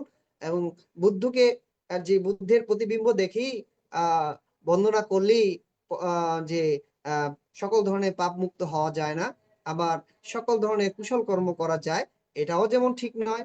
নিজের হৃদয়ে বা নিজের কর্মক্ষেত্রে বুদ্ধকে স্থাপন করুন, নিজের কর্মক্ষেত্রে বুদ্ধকে দেখুন, প্রত্যেকটা অঙ্গ প্রত্যঙ্গের মাঝে বুদ্ধকে খুঁজুন, বুদ্ধের ধর্মকে খুঁজুন, বুদ্ধের ধর্মের চর্চাকে খুঁজুন। তাহলে প্রত্যেক কর্মক্ষেত্র কি হবে? অকুশল কর্ম থেকে বেরিয়ে কুশল কর্মে পরিণত হবে। তো সধর্মপ্রাণ উপাসক উপাসিকা, এভাবে আমাদের জীবনকে আমরা অতিবাহিত যদি করতে পারি, তাহলে আমরা নির্বাণগামী হতে পারি। নির্বাণ কিন্তু একদিক থেকে দেখলে ধর্ম দর্শন যদি আমরা সঠিকভাবে করতে পারি, তাহলে নির্বাণ কিন্তু আমরা এই জীবনে আমরা পেতে পারি। আবার যদি দেখি জন্ম জন্মান্তরে আহ নাও পেতে পারি। এর কারণ হচ্ছে আমাদের মধ্যে যে লোভ দেশ মোহগুলো তো আমরা একদম সেখান থেকে কখনো বেরিয়ে আসতে পারি না। এটাই আমাদের মূল সমস্যা, যে লোভ দেশ মোহ থেকে তো আমরা বেরিয়ে আসতে পারি না। বিহারে দান করলাম, একটা বিহারে অনুষ্ঠান করলাম, সেই বিহারের সভাপতি হিসেবে যদি আমাকে নিয়োজিত না রাখে, তখন আমার মন ভালো লাগে না। আমার সেখানে যদি কথা বলার সুযোগ না দেয়, তখন আমার মন ভালো ভান্তের প্রতি আমার আচার আচরণ ভালো ঠেকায় না। সেখানে সময় দেওয়ার জন্য চিন্তা করি না, ভালো কথা বলার জন্য চিন্তা করি না। তো এগুলো থেকে আমাদের বেরিয়ে আসতে হবে। কে কি বললো, কে কি করলো সেটা চিন্তা না করে প্রতিনিয়ত আমি কি করছি, আমি কোথায় যাচ্ছি, আমি কিরকম কর্মগুলো করছি, এটা আমাদের প্রত্যেকের চিন্তা করা দরকার, প্রত্যেকের ভাবা দরকার। ত্রিপিটকের মধ্যে ধর্মকে অন্তর্ভুক্ত না রেখে নিজের হৃদয়ে ধর্মকে আপনারা স্থাপন করুন। নিজের চিত্তের মধ্যে বিহার স্থাপন করুন, নিজের চিত্তের প্রত্যেকটা কর্মের মধ্যে বুদ্ধকে স্থাপন করুন, এবং শয়নে স্বপনে যেখানে যান, যেখানে থাকেন, যেখানেই যা কিছুই করেন না কেন, সবসময় কি করতে হবে? ধর্ম দর্শন অনুযায়ী জীবন গঠন করতে হবে। তাহলেই আপনি সঠিক একজন বুদ্ধ ধর্ম অনুসারী এবং বুদ্ধের ধর্মের রক্ষক হতে পারেন। এছাড়া যারা নিজেকে বুদ্ধ সম্প্রদায় বলে পরিচয় করিয়ে দেওয়া হচ্ছে বা পরিচিত হচ্ছে, নিজেকে বুদ্ধ সম্প্রদায় বলে, বুদ্ধিস্ট বলে আখ্যাই দিচ্ছে, তার মনের মতো না হলে তিনি সেই বিহার ভেঙে দেয়া বা কমিটি ভেঙে দেয়া তার মধ্যে কোনো ব্যাপার না। তো এইরকম চিত্ত নিয়ে যেন আমরা না থাকি, যে কে কি করলো, কে কোথায় কি বললো সেটাকে স্মরণ না রেখে আমি কখন কি করলাম, আমার কথা বলার কারণে কারো কোনো অসন্তুষ্ট হলো কিনা, কারো কোনো ক্ষতি হলো কিনা, আমি এই কাজটা করার কারণে কারো কোনো সমস্যা হলো কিনা, কেউ কষ্ট পেলো কিনা, যে এরকম চিন্তা আমাদের প্রতিনিয়ত সেকেন্ডে সেকেন্ডে আমাদের চিন্তা করে ভাবনা করে কথা বলা, চিন্তা করে ভাবনা করে কাজ করা, চলা ফেরা সবকিছু আমাদের এগুলো করা একান্তই প্রয়োজন মনে করি। তো সধর্মপ্রাণ উপাসক উপাসিকা, যদি আমরা আমাদের হৃদয়ে যদি আমরা ত্রিপিটককে স্থাপন করতে পারি, বা ত্রিপিটক বৌদ্ধ ধর্ম দর্শনটাকে ত্রিপিটকে মধ্যে আবদ্ধ না রেখে নিজের হৃদয়ে যদি বা আমাদের দেহের অঙ্গে প্রত্যঙ্গের মধ্যে যদি সেটাকে আমরা স্থাপন করতে পারি, তাহলে সবসময় আমরা পবিত্র থাকবো। সবসময় আমরা অকুশল চিন্তা থেকে বেরিয়ে কুশল কর্ম করার চেষ্টা করব। সবসময় আমরা কি করব? নিজেকে লোভ দেশ মোহ করার চেষ্টা করব। কারণ আমরা যখন বিহারে যাই, তখন কিন্তু 1 ঘন্টা বা আধা ঘন্টা বা 2 ঘন্টার সময় যখন থাকে, তখন কিন্তু আমাদের মন একদম পবিত্র থাকে, কিন্তু কোনো ধরনের অকুশল চিন্তা করি না বা অকুশল কর্ম করার কথা আমরা তখন ভাবি না। তখন সুন্দর শৃঙ্খলা ভাবে আমরা সেখানে বসে ধর্ম করে বা শীল সমাধি প্রজ্ঞা চর্চা করে আবার বাড়িতে যখন ফিরে আসি, তখন আমার কি হয়ে যায়, যে যেই লাউ সেই কদু। এটা তো বিহার না, এটা তো ঘর, এখানে যা ইচ্ছা তা করা যায়। তো বিহার তো আপনার দেহ, বিহার তো আপনার চিত্ত, বা ধর্ম দর্শন তো আপনার চিত্তে দিয়ে দর্শন করতে হবে। ধর্ম দর্শন বা ধর্মের আচার আচরণ তো আপনার অঙ্গ প্রত্যঙ্গ দিয়ে করাতে হবে, অন্য অঙ্গ প্রত্যঙ্গ তো নয়। তাহলে প্রত্যেকটা আমার অঙ্গ প্রত্যঙ্গ, প্রত্যেকটা আমার দেহ, চক্ষু নাক কান হাত পা সবকিছুই আমার ধর্ম দর্শন। তাহলে সব জায়গায় তো আমার ধর্ম, সব জায়গায় তো আমার বিহার, সব জায়গায় তো আমার কি থাকতে হবে? ত্রিপিটক থাকতে হবে। তখনই আপনি স্বয়ংসম্পূর্ণভাবে একজন কি হতে পারবেন? বুদ্ধ ধর্ম অনুসারী হতে পারবেন, এবং সঠিক ধর্ম দর্শনের জন্য আপনি নির্বাণগামী হতে পারেন। তো সধর্মপ্রাণ উপাসক উপাসিকা, শুধু নতুন নতুন বিহার প্রতিষ্ঠান করার জন্য, নতুন নতুন বুদ্ধের প্রতিবিম্ব নির্মাণ করার জন্য কোটি কোটি টাকা দান করলে সে নির্বাণগামী হতে পারে না, এবং সে বুদ্ধ ধর্ম অনুসারী হতে পারে না। কারণ বাংলাদেশ সরকারও কোটি কোটি টাকা বুদ্ধ বিহার নির্মাণ করার জন্য, বুদ্ধদের জাতি নির্মাণ করার জন্য, বুদ্ধের প্রতিবিম্ব নির্মাণ করার জন্য কোটি কোটি টাকা তিনি দান করেন। তাহলে কি তিনি বুদ্ধিস্ট আমরা বলতে পারি? বর্তমান সময়ে বুদ্ধ বিহারে বিহারাধ্যক্ষ বাতা করে দেওয়া হয়েছে, উপাধ্যক্ষ বান্ধের ভাতা করে দিয়ে দেওয়া হয়েছে সরকারি ভাবে, তাহলে সেই সরকার যারা রয়েছে তারা কি সবাই বুদ্ধিস্ট? বুদ্ধিস্ট না। দান করলেই যে বুদ্ধিস্ট হবে এটা কিন্তু ঠিক নয়। তো প্রত্যেকটা কর্মক্ষেত্রে, প্রত্যেকটা আচার আচরণে আমাদের দেহ অঙ্গ প্রত্যঙ্গের মধ্যে যদি ধর্মের চর্চা থাকে, তখনই আমরা বুদ্ধিস্ট, তখনই আমরা নিজেকে বৌদ্ধ সম্প্রদায় বা বুদ্ধিস্ট বলে আমরা বলতে পারি।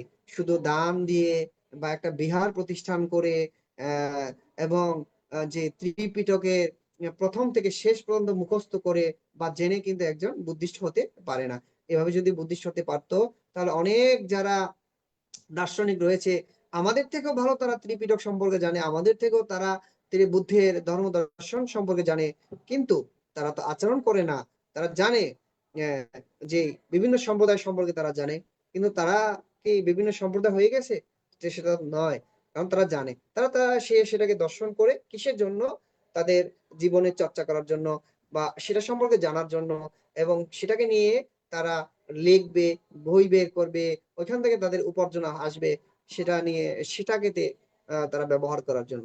আমরা তো বৌদ্ধ ধর্ম দর্শন করি বা বৌদ্ধ ধর্ম আচরণ করি বা শীল সমাধি প্রজ্ঞা চর্চা করি ব্যবসা করার জন্য নয়, যে একটা প্রতিষ্ঠান গঠন করার জন্য নয়।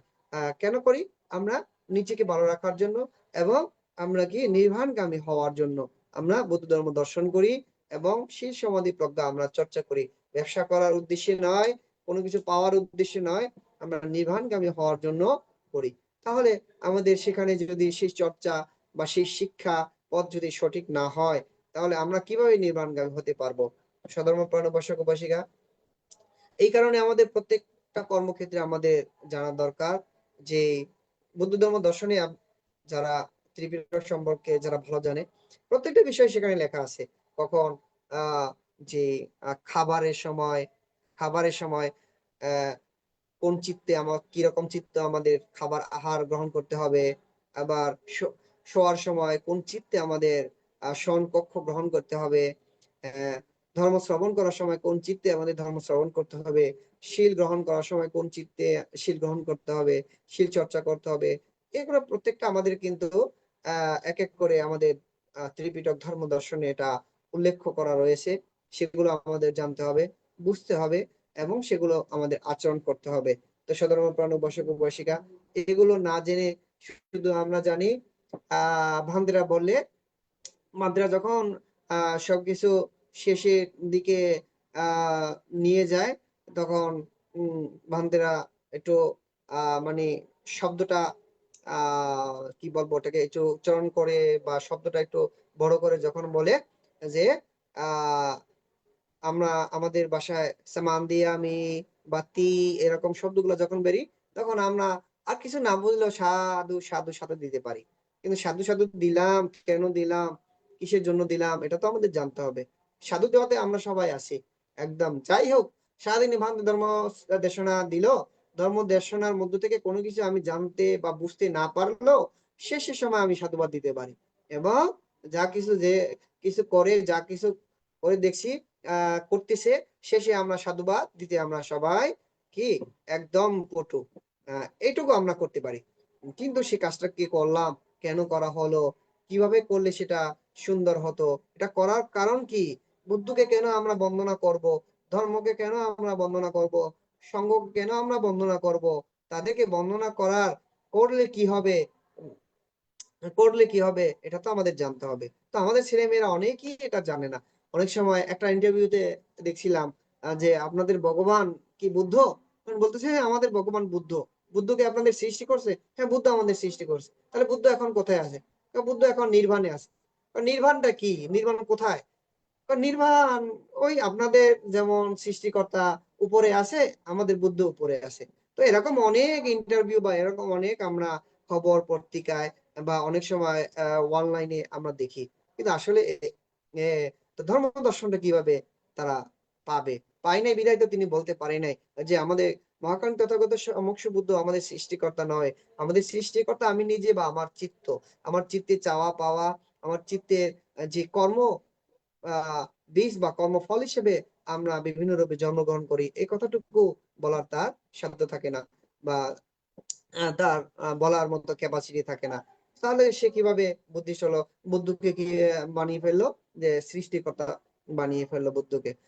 তো আপনারা বুদ্ধে এই যে পুতুলের মতো সাজিয়ে আপনার বুদ্ধকে যে পাথর দিয়ে বা স্বর্ণ রূপা তামা দিয়ে যে বুদ্ধির প্রতিবিম্বটা তৈরি করেন, তো অনেকে এটাকে পুতুলও বলে, যে ওটাকে আপনার বন্দনা করে কি পান? তো ওটাকে বন্দনা করলে, অনেকে বলে যে ওটাকে বন্দনা করলে আমরা অনেক পুণ্য অর্জন পাই, বা অনেকে বলে আমাদের আপদ বিপদ দূর হয়। আসলে কি বুদ্ধর প্রতিবিম্ব বন্দনা করলে আপদ বিপদ থেকে আপনি দূর হতে পারবেন? আপদ বিপদ থেকে বা আপনি দুঃখ থেকে মুক্তি পাবেন? কখনো পাবেন না। তো আমরা কি বুদ্ধের যে গুণ রয়েছে, বা সঙ্গের যে গুণ রয়েছে, ধর্মের যে গুণ রয়েছে, সেগুলোকে আমরা শরণাপন্ন হয়ে আমরা কি করি? বন্দনা করি। বা এইটুকু মেসেজ আমাদের ছেলে মেয়েদেরকে আমরা এখনো দিতে পারি নাই। তাহলে চিন্তা করে দেখেন আমরা কেমন বুদ্ধ, আমরা কেমন বুদ্ধ সম্প্রদায়। তো সধর্মপ্রাণ উপাসক উপাসিকা, তো বলতে গেলে অনেক কিছুই, কিন্তু করতে যাওয়ার সময় বা করার সময় অনেক কিছুই আমাদের মিসিং। আমরা বলার সময় আমরা সম্পূর্ণভাবে বুদ্ধ, এই জীবনে আমরা অর্হৎ ফল লাভ করে আমরা কি নির্বাণগামী হয়ে যাব। এইরূপ প্রত্যেকে, আমিও আমার কথা বলার সময় এভাবে বলি, বা অন্য একজনও বলার সময় এভাবে বলে, কিন্তু আমরা আচার আচরণ কর্মক্ষেত্রে কতটুকু আমরা সেই বুদ্ধের ধর্ম দর্শনটা মানি, বা বুদ্ধের ধর্ম দর্শন অনুযায়ী করি, বা বুদ্ধের যে শিক্ষা পথগুলো আমরা কতটুকু মানি, এটা আমাদের প্রত্যেকের পরীক্ষা করা দরকার। প্রত্যেকের নিজেকে জানা দরকার। প্রত্যেকের ধর্ম দর্শন অনুযায়ী জীবন যাপন গঠন করা খুবই খুবই খুবই গুরুত্বপূর্ণ বলে আমি মনে করি। তো সধর্মপ্রাণ উপাসক উপাসিকা, ধর্ম দর্শন আপনারা অনেক জায়গায় করেছেন, অনেক ভান্তিদের ধর্ম দেশনা শ্রবণ করেছেন, অনেক ভান্তিদেরকে দান দক্ষিণা দিয়েছেন, অনেক বিহারে বিহারে গিয়ে শীল গ্রহণ করেছেন, শীল পালন করেছেন, অনেক অনুষ্ঠানে আপনারা কি হয়েছেন, সেখানে উপস্থিত হয়ে অনেক ধর্ম দেশনা শ্রবণ করেছেন, আবার অনেক কিছু জেনেছেন। কিন্তু যতটুকু আপনি আপনার জীবনে, আমার এখানে যারা সংযুক্ত রয়েছে, তারা যতটুকু আপনাদের জীবনে আপনারা ধর্ম শ্রবণ করেছেন, সেখান থেকে যে শিক্ষা পথগুলো আপনারা অর্জন করতে পেরেছেন, তার কি তিনি এক অংশ আপনারা আচরণ করতে পেরেছেন কিনা, বা আমি আচরণ করতে পেরেছি কিনা, কখনো চিন্তা করে দেখেছেন? কখনো এভাবে নিজেকে আহ প্রশ্ন করেছেন কখনো, যে আমি, আমার বয়স 60 বছর, 60 বছরে আমি এত এত এত যে ধর্মীয় অনুষ্ঠানগুলোতে সংযুক্ত হয়েছি, কথা বলেছি, সেখান থেকে বান্ধবদের কাছ থেকে ধর্ম শ্রবণ করেছি, এখান থেকে এই বিষয়গুলো আমি জানতে পেরেছি, শিখেছি, এটা আমি কতটুকু আচরণ করেছি? কখনো এরকম চিন্তা করি, ভাবি? করি না। জানলেই হয়ে গেল এরকম চিন্তা ভাবনা। আসলে জানলেই হয় না, সেটাকে আচরণও করতে হয়। যেমন আহ যেমন এই বললাম যে চিত্তকে নিয়ন্ত্রণ করো, যে চিত্তকে নিয়ন্ত্রণ করতে হবে, এবং চিত্তকে নিয়ন্ত্রণ করতে হলে তো আপনার কাজ করতে হবে, ধ্যান করতে হবে, ভাবনা করতে হবে, মেডিটেশন বসতে হবে। না বসলে তো আপনি পাবেন না। আপনি জানেন চিত্তকে নিয়ন্ত্রণ করতে হলে কি করতে হবে? আহ ভাবনা করতে হবে, বা মেডিটেশন করতে হবে, আহ বা ধ্যান করতে হবে। এখন আপনি যদি সেটাকে শুরু না করেন, তাহলে তো আপনি চিত্তকে নিয়ন্ত্রণ করতে পারবেন না। আপনি যতই আপনি সাধু হন না কেন, যতই আপনি যে সজাগ চিত্তে থাকেন না কেন, যতই আপনি কি হন না, আহ মানে নিরীহ প্রাণের মানুষ হন না কেন, চিত্তকে নিয়ন্ত্রণ করতে পারবেন না। তো আপনি ঘুমিয়ে থাকলেও আপনার চিত্ত অন্য জায়গায় চলে যাবে। আপনি বসে বসে এখন ধর্ম শ্রবণ করতেছেন, কিন্তু আপনি অন্য কিছু আবার চিন্তা করতেছেন, আবার অন্য কিছু আপনার চিত্তের মধ্যে কাজ করতেছে, ধর্ম শ্রবণ করতেছেন তার মধ্যেও। তো এই বিষয়গুলো তো আমরা অনেক সময় ধর্ম দেশনা করার সময় আমাদের চিত্ত থেকে অনেক কিছু বেরিয়ে যায়, যে আজকে এই বিষয়ে ধর্ম দেশনা আলোচনা করব, এখানে এই বিষয় নিয়ে কথা বলবো। অনেক সময় আমাদের চিত্তটা সেখানে না থাকার কারণে, অন্য কিছু চিন্তায় চলে যাওয়ার কারণে, বা চিত্তটা অন্য জায়গায় চলে যাওয়ার কারণে সেই কথাগুলো যেগুলো বলার কথা সেগুলো মিস হয়ে যায়। তো এই কারণে আমাদের চিত্তকে সজাগ রাখতে হবে। চিত্তকে সজাগ রেখে সজাগ সচেতন ভাবে সবসময় আমাদের কর্মগুলো করতে হবে, এবং সজাগ সচেতন ভাবে সর্বদাই আমাদের প্রত্যেকটা অঙ্গ প্রত্যঙ্গকে কি করাতে হবে? ধর্ম দর্শন করাতে হবে। হাত পা, চোখ, নাক, কান, দেহ, সবকিছু। কারণ এই অঙ্গ প্রত্যঙ্গ দিয়ে তো আমরা কর্ম করি, এই অঙ্গ প্রত্যঙ্গের মাধ্যমেই তো আমরা সবকিছু করি। তাহলে এই অঙ্গ প্রত্যঙ্গকে যদি আমরা ধর্ম দর্শন করাতে না পারি, তাহলে কি কি ধর্ম দর্শনটা আমি করলাম? কোথায় ধর্ম দর্শন করলাম? কোন জায়গায় ধর্ম দর্শন করলাম? ত্রিপিটকে? ত্রিপিটকে তো ধর্ম দর্শন না, ত্রিপিটকে তো বুদ্ধের ধর্মটা সেখানে কি করা হয়েছে, বুদ্ধ কিভাবে বোধিসত্ত্ব হয়েছেন, বুদ্ধ কিভাবে নির্বাণগামী হয়েছেন, বুদ্ধের যে পারমি পূরণ বিষয়, সেই পারমি বিষয়গুলো লেখা হয়েছে। সঙ্গ বুদ্ধের পরে নির্বাণের পরে যে বুদ্ধ ধর্ম প্রচার করবে সঙ্গ, তারা কিভাবে থাকবে, তাদের শীলগুলো কিভাবে রক্ষা করতে হবে, উপাসক উপাসিকার শীল রক্ষা বিষয়ে সেখানে উল্লেখ রয়েছে। বা সবকিছু কিন্তু আমাদের জীবনে যতটুকু যে কোনো বিষয় কিন্তু এখানে উল্লেখ রয়েছে। এখন সেগুলো আমরা সবকিছু আমি জানলাম একদম মুখস্থ ঠোঁটের আগায়, তো আমি নির্বাণগামী হতে পারবো না। আচরণ যতদিন আপনি করবেন ততদিন আপনি নির্বাণগামী হতে পারবেন না। আমি ইন্দ্রবংশ ভিক্ষু কুয়ার শ্রীমঙ্গল বৌদ্ধ বিহারে বিহারাধ্যক্ষ হিসাবে আসি, কিন্তু আমি যতই আপনাদেরকে ধর্ম দেশনা করি, সুন্দর সুন্দর উপদেশগুলো বলি না কেন, আমি যদি সেই উপদেশটা নিজে পালন না করি, হয়তো আপনার সেই উপদেশগুলো শুনে নিজে আচরণ করলে আপনার সেই পুণ্য অর্জন করতে পারবেন, আমি কিন্তু সেই পুণ্য অর্জন করতে পারবো না, কারণ আমি আচরণ করিনি, জেনেছি, সেটাকে কাজে লাগাই না।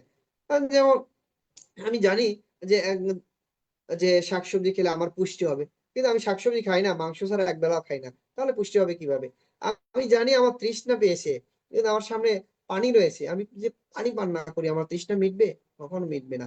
আমার এখন ঘুমানোর প্রয়োজন, এখন আমি যদি না ঘুমাই, তাহলে তো সে ঘুমের ঘাটতিটা রয়ে গেল, তার কারণে অসুখ হতে পারে। আমার এখন গোসল করার দরকার, জানি, কিন্তু আমি গোসল করি না, তাহলে কি আমার গোসল করা হবে? আমার শরীরটা ঠিক থাকবে? ততটুকু ধর্ম দর্শনটা এরকম, জানলাম, পড়লাম না, তাহলে সেটা ধর্ম দর্শনও হলো না। শুধু জানার জন্য, জানা এক জিনিস, দর্শন করা এক জিনিস, আবার সেটাকে পরিপূর্ণভাবে আচরণ করা আরেক জিনিস। তো সাধারণ প্রাণ উপাসক উপাসিকা, যেহেতু আমরা বৌদ্ধ সম্প্রদায়, নিজেকে বৌদ্ধ সম্প্রদায় বলে পরিচয় দিই, অন্তত নিজেকে ভালোবেসে, নিজের জীবনকে ভালোবেসে আমরা যেন ধর্ম দর্শন করি, নিজের প্রত্যেকটা অঙ্গ প্রত্যঙ্গকে যেন ধর্ম দর্শন করায়, নিজের অন্তরের মধ্যে যেন ত্রিপিটকটাকে আমরা কি করাতে পারি, ত্রিপিটকে ধর্মটাকে দর্শন করতে পারি, নিজের হৃদয়ে যেন আমরা বিহার প্রতিষ্ঠা করতে পারি, নিজের প্রত্যেকটা অঙ্গ প্রত্যঙ্গের মধ্যে যেন আমরা বুদ্ধকে প্রতিষ্ঠা করতে পারি, বৌদ্ধ ধর্মকে প্রতিষ্ঠা করতে পারি, প্রত্যেক কর্মক্ষেত্রে যেন আমরা বুদ্ধের ধর্ম দর্শন করে কর্মক্ষেত্রগুলো করি, প্রত্যেকটা আচার আচরণে যেন আমরা বৌদ্ধ ধর্ম দর্শন অনুযায়ী আচরণ আচরণ করি, তাহলেই তখনই আমরা কি হব, নির্বাণগামী হতে পারবো এবং নির্বাণের পথের পথিক হতে পারবো। জন্ম জন্মান্তরে সুখময় শান্তিময় মঙ্গলময় জীবনের অধিকারী হতে পারবো। তাছাড়া যতটা অর্থ সম্পদ থাকুক, ভালো কিছু আহার দান করে বুদ্ধের কাছে গিয়ে যে চেয়ে প্রার্থনা করে আপনি জন্ম জন্মান্তরে সুখ খুঁজে পাবেন না। ভিক্ষু সংঘের কাছে গিয়ে যে অর্হত ভান্তে, এখন তো অনেক বাংলাদেশে অর্হতের কোনো শেষ নেই, অমক অর্হত সমক অর্হত, সেই অর্হতদের কাছে গিয়েও আর টাকা পয়সা, ধন সম্পদ, আহার সবকিছু দান করে এসেও জন্মান্তরে আপনি সুখী হতে পারবেন না, নির্বাণগামী হতে পারবেন না। সেরকম বৌদ্ধ ধর্ম দর্শন নয়। বৌদ্ধ ধর্ম দর্শনটা হচ্ছে নিজে কর্মবাদ বা কর্মের উপরে, অন্য কেউ দিতে পারে না, অন্য কারো দেয় সেটা কখনো কি ফল ভোগ করতে পারে না। তো সেভাবে যদি পারতো তাহলে আহ এত ভিক্ষু সংঘ আছে, আমরা এত যাই, এত প্রার্থনা করি, বুদ্ধির কাছে এত প্রার্থনা করি, তাহলে আমাদের সকল ধরনের দুঃখ থেকে আমরা মুক্তি লাভ হয়ে নির্বাণগামী হতে পারতাম। তো বুদ্ধির কাছে চেয়েও আমরা কিছু পাবো না, ধর্মের কাছে চেয়েও আমরা কিছু পাবো না, সঙ্গের কাছে চেয়েও আমরা কিছু পাবো না। তবে আমাদের কি, বুদ্ধের গুণকে স্মরণ করতে হবে, ধর্মের গুণকে স্মরণ করতে হবে এবং সঙ্গের গুণকে স্মরণ করতে হবে। কারণ এই সঙ্গ যদি এই সময়কালে না থাকতো, ধর্মচর্চা না করতো, তাহলে আজকে আমি ইন্দ্রবংশ হয়ে জন্মগ্রহণ হওয়ার পরে আমি আমার এই ত্রিপিটক সম্পর্কে জানতে পারতাম না, বুদ্ধ ধর্ম সম্পর্কে জানতে পারতাম না, বুদ্ধের যে নীতি নির্ধারণ সম্পর্কে জানতে পারতাম না। ততটুকু সাধারণ প্রাণ উপাসক উপাসিকা, আপনারাও এই সময় জন্মগ্রহণ করে বুদ্ধের ধর্ম দর্শন করার সুযোগ পেতেন না, কারণ বুদ্ধ ধর্মের ধারক ও বাহক কেউ যদি না থাকতো। তো তার কারণে আমরা সঙ্ঘকে অবশ্যই আমাদের ধন্যবাদ দেওয়া উচিত, বা সঙ্ঘকে অবশ্যই আমাদের বন্দনা করা উচিত। সঙ্গের গুণ যে শীল রয়েছে, সেই শীল মেনে চলে বিদায় সঙ্গের সেই সমাধি প্রজ্ঞাকে আমরা কি করা উচিত, বন্দনা করা বা শ্রদ্ধা করা আমাদের একান্তই প্রয়োজন বা উচিত। ততরূপ ধর্ম আমাকে সংঘ আমাকে কি দিয়েছে? সংঘ আমাদেরকে ধর্ম দিয়েছে। কি ধর্ম? নির্বাণগামী ধর্ম। ধর্ম আমাদের কি দিয়েছে? ধর্ম আমাদের নির্বাণ দিয়েছে। আবার বুদ্ধ আমাদের কি দিয়েছে? নির্বাণ পথ অবলম্বনের পথরেখা করে দিয়েছেন। তো এই কারণে আমরা বৌদ্ধ ধর্ম সংঘকে সবসময় শরণাপন্ন করি বা শরণাপন্ন থাকি। স্মরণ করতে হবে, বন্দনা করতে হবে, শ্রদ্ধা করতে হবে। কিন্তু এই বন্দনা শ্রদ্ধার মধ্য দিয়েই আমাদের সীমাবদ্ধ নয়। আমাদের এগুলো আচরণ জানতে হবে, জানার পরে আচরণ করতে হবে, এমন ভাবে আচরণ করতে হবে আমাদের জীবনের প্রত্যেকটা কর্মক্ষেত্রে যেন এই ধর্ম দর্শন অনুযায়ী আমরা করি বা ধর্ম দর্শন আমরা চলি, ধর্ম দর্শন অনুযায়ী আমরা কথা বলি, ধর্ম দর্শন অনুযায়ী আমাদের জীবনের প্রত্যেকটা স্টেপ আমরা গ্রহণ করতে পারি। আমাদের দেহের প্রত্যেকটা অঙ্গ প্রত্যঙ্গ যেন ধর্ম দর্শন অনুযায়ী আমরা নাড়াচাড়া করি, আমরা সেগুলো দিয়ে কর্ম করাই, তখনই সঠিক ধর্ম দর্শন করা হবে। আমাদের প্রত্যেকটা অঙ্গ প্রত্যঙ্গে বিহার প্রতিষ্ঠা হবে, প্রত্যেকটা অঙ্গ প্রত্যঙ্গে ধর্ম প্রতিষ্ঠা হবে, প্রত্যেকটা অঙ্গ প্রত্যঙ্গে বুদ্ধ প্রতিষ্ঠা হবে, প্রত্যেকটা অঙ্গ প্রত্যঙ্গের মধ্য দিয়ে আমরা নির্বাণগামী হতে পারবো।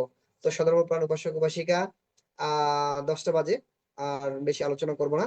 তো সকলকে অনুরোধ করব যে নামে বুদ্ধ না হয়ে কর্মবুদ্ধ হন, এবং যে আবার বুদ্ধের কাছে প্রার্থনা না করে নিজের কর্মের কাছে নিজে কর্ম করে কর্মের কাছে প্রার্থনা করুন, এবং ভিক্ষু সংঘের কাছে যে প্রার্থনা না করে ভিক্ষু সংঘের গুণের কাছে বন্দনা জানিয়ে বা শ্রদ্ধা জানিয়ে শির সমাধি প্রজ্ঞা অর্জন করুন।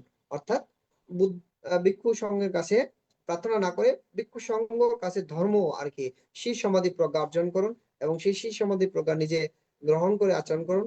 তাহলে আপনার নির্বাণগামী হতে পারবেন বা জন্ম জন্মান্তরে সুখময় শান্তিময় মঙ্গলময় জীবনের অধিকারী হতে পারবেন, এবং কর্মবাদ যে বুদ্ধ ধর্ম দর্শনটা সঠিক আপনারা দর্শন করতে পারবেন। তো সাধারণ প্রাণ উপাসক উপাসিকা আবারও সকলকে বিনীতভাবে অনুরোধ করব, আমরা যেন নামে বুদ্ধ না হয়ে কর্মে আমরা বুদ্ধ হতে পারি, এবং আমরা যেন কর্মভাগ বিশ্বাস করি, কর্মের মধ্য দিয়ে আমরা যেন আমাদের জীবনকে সঠিক পথে অবলম্বন করতে পারি, কর্মের মধ্য দিয়ে আমরা যেন প্রত্যেক সবসময় ধর্মকে দর্শন করাতে পারি।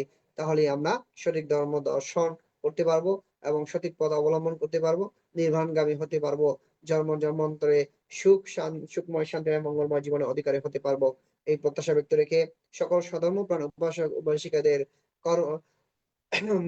কর্মের মাঝে ধর্মকে খোঁজার অনুরোধ রেখে আমি আমার এই কর্মভাগ বিষয়ে আজকে যে ক্ষুদ্র আলোচনা সেটা এখানে সমাপ্তি করছি। সকলকে অসংখ্য সাধুবাদ। যারা এই আন্তর্জাতিক ত্রিবিধ স্টাডি আইটিএস এর জুম ভার্চুয়াল প্রোগ্রামের সাথে সংযুক্ত আছেন, প্রতিদিন এখানে সংযুক্ত হয়ে ধর্ম প্রচারের ক্ষেত্রে এখানে সহযোগিতা করেন উপস্থাপক থেকে শুরু করে কলাকৌশলী, সকলকে অসংখ্য সাধুবাদ কৃতজ্ঞতা জানিয়ে সকলের নিরোগ দীর্ঘায়ু কামনায় পুনরাশি দান করে এই কর্মবাদ বিষয়ে আলোচনা এখানে আমি সমাপ্তি করছি। সাধু সাধু সাধু। মানব জীবনের অত্যন্ত মূল্যবান কর্মবাদ সম্পর্কে পূজনীয় ভান্তে এতক্ষণ সুন্দর আলোচনা করেছেন। পূজনীয় ভান্তের নিরোগ দীর্ঘায়ু এবং সুস্বাস্থ্যতা কামনা করছি আইটিএসএস এর পক্ষ থেকে। পূজনীয় ভান্তিকে বন্দনা। এখন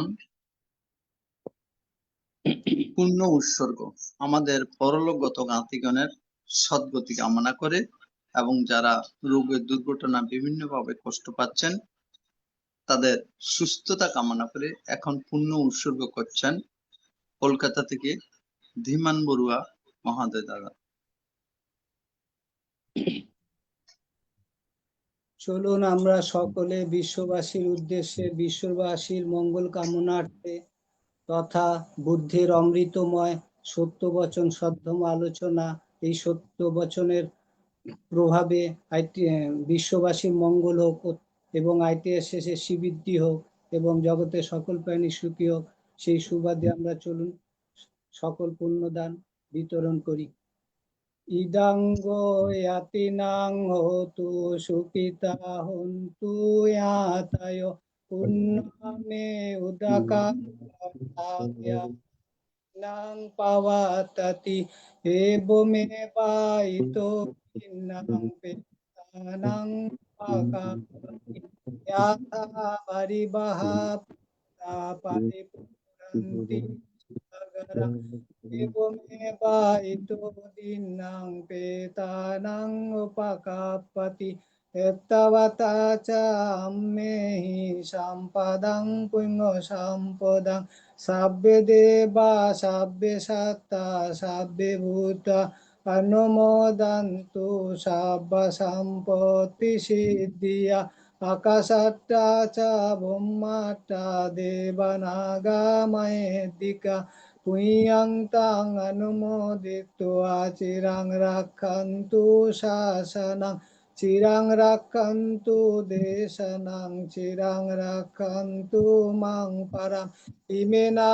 পুণ্যকম্মেনা মামে বালা সমাগমো শতং সমাগমাহোতু ইয়াব নিব্বানোপত্তিয়া ইদং মে পুণ্যং নিব্বানস্য পাচ্যায়োতু ভবতু তিষ্ঠতু। সাধু সাধু সাধু সাধু সাধু। পূজনীয় ভান্তে এতক্ষণ পর্যন্ত যে মূল্যবান দেশনা করেছেন তারই আলোকে এখন অভিমত প্রকাশ করছেন শ্রোতাদের মধ্যে থেকে দিল্লি থেকে সম্মানিত উপাসিকা গোপা বড়ুয়া মহাদয়া থেকে। দাদা আমি খেতে বসছি। আচ্ছা আচ্ছা, ঠিক আছে। এখন অভিমত ব্যক্ত করার জন্য আহ্বান করছি ITSS পেজের উপদেষ্টা শ্রদ্ধেয় মৃদুল কান্তি সিংহ মহোদয় দাদা।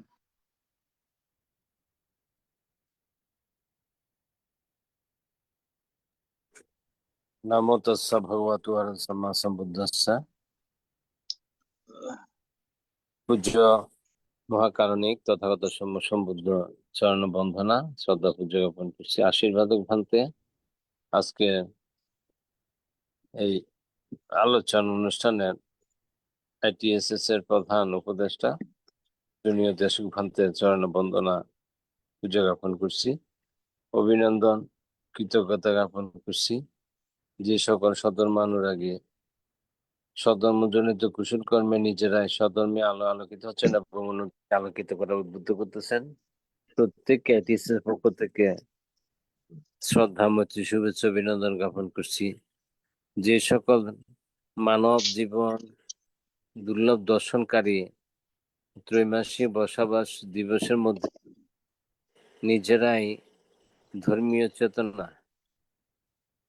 নির্বাণ শ্রদ্ধেয় পূর্ণ কুশল কর্ম অধিষ্ঠানের মাধ্যমে উপসৎশীল অধিষ্ঠান করেছেন, প্রত্যেককে অভিনন্দন জ্ঞাপন করছি। আজকে প্রধান ধর্মালোচক ভান্তে বুদ্ধের নির্দেশিত বাণীর মাধ্যমে বিশদ আলোচনা করেছেন। আমরা প্রত্যেকে জ্ঞাত বিষয়ে অবগত হয়েছি। এই আলোচনা প্রত্যেককে বুদ্ধের নীতি নৈতিকতা আদর্শ উজ্জীবিত করার জন্য প্রতিনিয়তই আমাদের প্রধান ধর্ম আলোচক ভান্তে আমাদেরকে উদ্বুদ্ধ করে থাকেন। যে আজকে যা আলোচনা করেছে আর তা আপনারা কিছু অংশ লিপিবদ্ধ করে নিজেরাই জ্ঞাত হবেন। যখন এই ধর্ম অনুসরণের মাধ্যমে চিত্ত চেতনাকে বৌদ্ধিক চেতনা উদ্বুদ্ধ করবেন, তখনই আদর্শ একজন বুদ্ধ পরিবারে জন্মগ্রহণ করে বৌদ্ধ হিসেবে আমরা পরিগণিত করতে সক্ষম হব। বিশদ আলোচনায় আমরা অবগত হয়েছি। আমি প্রত্যেককে আহ্বান করব, মানব জীবন যতদিন আমরা শ্বাস প্রশ্বাস নিয়ে বেঁচে থাকবো ততদিন যাতে এই ধর্মীয় চেতনার মধ্যে দানময় শীলময় ভাবনাময় পূর্ণ কুশল কর্ম করতে সক্ষম হই, নিজেদেরকে প্রকৃত বৌদ্ধ হিসেবে আদর্শিত জীবন গঠনের লক্ষ্যে ধর্ম শ্রবণ করবেন এবং অন্যদেরকে ধর্ম শ্রবণে উদ্বুদ্ধ করবেন। তা আমি আমার জন্মান্তরে দানময় শিলময় ভাবনাময় পূর্ণ কুশল কর্ম দৃশ্য সকলের উদ্দেশ্যে দান করছি। প্রত্যেকেই বুদ্ধের নির্দেশিত ধর্ম অনুসরণ করে নিজেরা বুদ্ধ জ্ঞানী হন। সাধু সাধু সাধু। ধন্যবাদ ITSS পেজের উপদেষ্টা শ্রদ্ধেয় মৃদুল কান্তি সিংহ মহোদয় দাদাকে। এখন অভিমত ব্যক্ত করবেন কলকাতা থেকে ধীমান বড়ুয়া দাদা। ধীমান বড়ুয়া দাদাকে আহ্বান। আজকে ITSS এর মাধ্যমে সদ্ধর্ম আলোচনায় অংশগ্রহণে ছিলেন কুয়াকাটা শ্রীমঙ্গল বৌদ্ধ বিহারের অধ্যক্ষ পূজনীয় তথা ITSS এর উপদেষ্টা পূজনীয় ভান্তে ইন্দুবংশ স্থবির ভান্তে আজকের খুবই মূল্যবান গুরুত্বপূর্ণ ধর্ম আলোচনা করেছেন। আমরা ITSS এর পক্ষ হতে ভান্তের প্রতি অশেষ কৃতজ্ঞ ও বন্দনা জানাই। ITSS এর মাধ্যমে অস্থিরতাকে দমন করা, ক্রোধকে কন্ট্রোল করা, সুস্থ সামঞ্জস্য জীবনযাপন করা, মনের ভারসাম্য সমতা রক্ষা করা, প্রতিনিয়ত আশীর্বাদক ভান্তের ভাবনা পরিচালনায় মনোসংযোগ বাড়ানো, আরো বহু কুশল কর্ম করার পথ অবলম্বন এই ITSS। পূজনীয় ভিক্ষু সংঘ গিরি সংঘ থেকে মূল্যবান অমৃত ধর্ম শ্রবণে আমরা কুশল পথে অগ্রসর হতে পারি। ITSS এর মাধ্যমে অনেক অভিনন্দন ও শ্রদ্ধা জানাই ITSS কে। তেমনি আজকে ত্রৈমাসিক বর্ষবাস চলাকালীন আজকে দেশপ্রান্তে খুবই অমৃতময় বুদ্ধের আদর্শ শিক্ষা অবলম্বনে আজকে খুবই বাস্তব সত্য যুক্তি দিয়ে বহু উদাহরণ উপমা দিয়ে আমাদের কুশল পথে অগ্রসর হওয়ার মানুষের বহু ধর্ম আলোচনা করলেন। আমরা অনেক কৃতজ্ঞ ভান্তের প্রতি। ভান্তে আজকে যে আলোচনা করলেন কর্ম বিষয়ক, আমরা সকলেই কর্মের অধীন। ভান্তে যেগুলো আলোচনা করলেন সেগুলোই রিভিউ করে আমি শেষ করব। ভান্তে যেগুলো বললেন, ভান্তে আমাদেরকে সতর্ক ও সাবধান মানুষের এইসব কথাগুলো বললেন যেন আমরা মনুষ্য জন্ম পেয়েছি যেন সঠিকভাবে জীবন ধারণ করতে পারি। সেই পরিপ্রেক্ষিতে ভান্তে আজকে কর্ম বিষয়ক সম্বন্ধে যেগুলো বললেন কোন কর্মগুলো করলে কুশল, কোন কর্ম অকুশল, চিত্তকে প্রতি মুহূর্তে জানতে হবে এবং ভান্তে জানালেন যে সজাগতার সহিত কর্ম কাণ্ডগুলোকে সম্পাদন করতে হবে এবং ভান্তে বললেন যে কোন কুশল কর্ম করতে গিয়ে কিছু ক্ষেত্রে আমরা হিতের বিপরীত কাজ করে ফেলি, তাই কুশল কর্মগুলো করতে গিয়ে মনের সমতা সজাগতার সহিত কাজ করতে হবে। তাই ভান্তে আমাদেরকে এগুলো দৃষ্টিগোচর করালেন এবং ভান্তে জানালেন যে ইহকাল কুশল কর্ম হলে পরকালও কুশলে পরিণত হবে এবং ভান্তে জানালেন নিজের কর্ম নিজেকেই কুশল কর্মে নিয়োজিত রাখতে হবে এবং ভান্তে জানালেন যে কথায় আছে পরের জায়গা পরের জমি ঘর বানায় আমি রই, আমি তো সেই ঘরের মালিক নই, আমাদের সাথে কিছুই যাবে না। তাই ভান্তের দেশনার পরিপ্রেক্ষিতে যে বললেন আমাদের সাথে কিছুই যাবে না, শুধু যাবে আমাদের কুশল চিত্ত এবং কুশল চেতনার মনোভাব আমাদের সাথে যাবে। তাই ভান্তে আমাদেরকে বিভিন্ন আলোচনার মাধ্যমে আমাদের অনেক দৃষ্টিগোচর করালেন আমরা যেন কুশল পথের থেকে অন্যকেও সেই ধর্মের লাইনে এবং ধর্মের পথে যেন আমরা সেই দৃষ্টিগোচর করতে পারি। ভান্তে কথার প্রসঙ্গে বলেন যে শুধু ধর্মের আলোচনা ত্রিপিটকের মধ্যে সীমাবদ্ধ না রেখে নিজেকে জানুন এবং অন্যকেও জানানোর চেষ্টা করুন এবং সহায়তা করুন এই বিভিন্ন আলোচনার মাধ্যমে। তেমনি আজকেও আমাদের সদ্য উপদেষ্টা মৃদুলদা তার মা আমার মাসি হয়, ওনার মাকেও প্রায় সময় ধর্মের পথে এই সামিল করান এই ধর্ম আলোচনা শ্রবণ করার জন্য। তাই আমরা এরকম অনেক ক্ষেত্রে দেখি যে একজন অপরকে এরকম কুশল পথে নিয়ে যান এবং ধর্মের রাস্তা দেখান, তাই আমরা এরকম খুবই অনুপ্রাণিত হই। তো ওই ভান্তের আজকে যে বিভিন্ন আলোচনা করলেন আমরা খুবই উপকৃত হলাম। ভান্তের এই আলোচনা বাস্তব সত্য এবং আন্তর্জাতিকভাবে স্বীকৃত পাবে আশা করি। এগুলো যদি বিশ্ববাসীর কাছে আরো ভালোভাবে পৌঁছে যায়, তাহলে আমাদের দেশবাসীর সকলের মঙ্গল, নিজের মঙ্গল। ভান্তের এই আলোচনা অদূর ভবিষ্যতে আমরা আরো শুনবো। প্রতি মুহূর্তে ভান্তের যেগুলো বাস্তব সত্য আলোচনা করে, আমাদের এগুলো প্রতি মুহূর্তে পারিবারিক জীবনে এবং রাষ্ট্রীয় জীবনে, সামাজিকতা জীবনে প্রতি মুহূর্তে কাজে লাগে। ভান্তের এই আলোচনা খুবই দুর্লভ। তো ভান্তেকে প্রতিনিয়ত আমরা ITSS এর পক্ষ থেকে অশেষ কৃতজ্ঞ বন্দনা জানাবো ভান্তের এই সত্য বচনের জন্য। পরিশেষে ভান্তেকে আমরা সকলে বন্দনা জানাই। সাধু সাধু সাধু, ধন্যবাদ ধীমান দাদাকে। এখন পূজনীয় ধর্মদেশক ভান্তে আশীর্বাদ প্রদান করবেন। আশীর্বাদ প্রদানের মাধ্যমেই আজকের অনুষ্ঠান সমাপ্তি করবে। বন্দনা ভান্তে। সাধু সাধু, অসংখ্য সাধুবাদ, কৃতজ্ঞতা জানাই এতক্ষণ পর্যন্ত যারা আন্তর্জাতিক ত্রিপিটক সাধারণ স্টাডি ITSS জুম ভার্চুয়াল প্রোগ্রামে সংযুক্ত হয়ে বুদ্ধের নির্বাণকামী ধর্মদেশনা শ্রবণ করেছেন, এবং ফেসবুক লাইভ ITS পেজ, ইউটিউবে যারা সংযুক্ত রয়েছেন, ধর্ম শ্রবণ করেছেন, সকলের নিরোগ দীর্ঘায় কামনায় পুনরাশি দান করছি।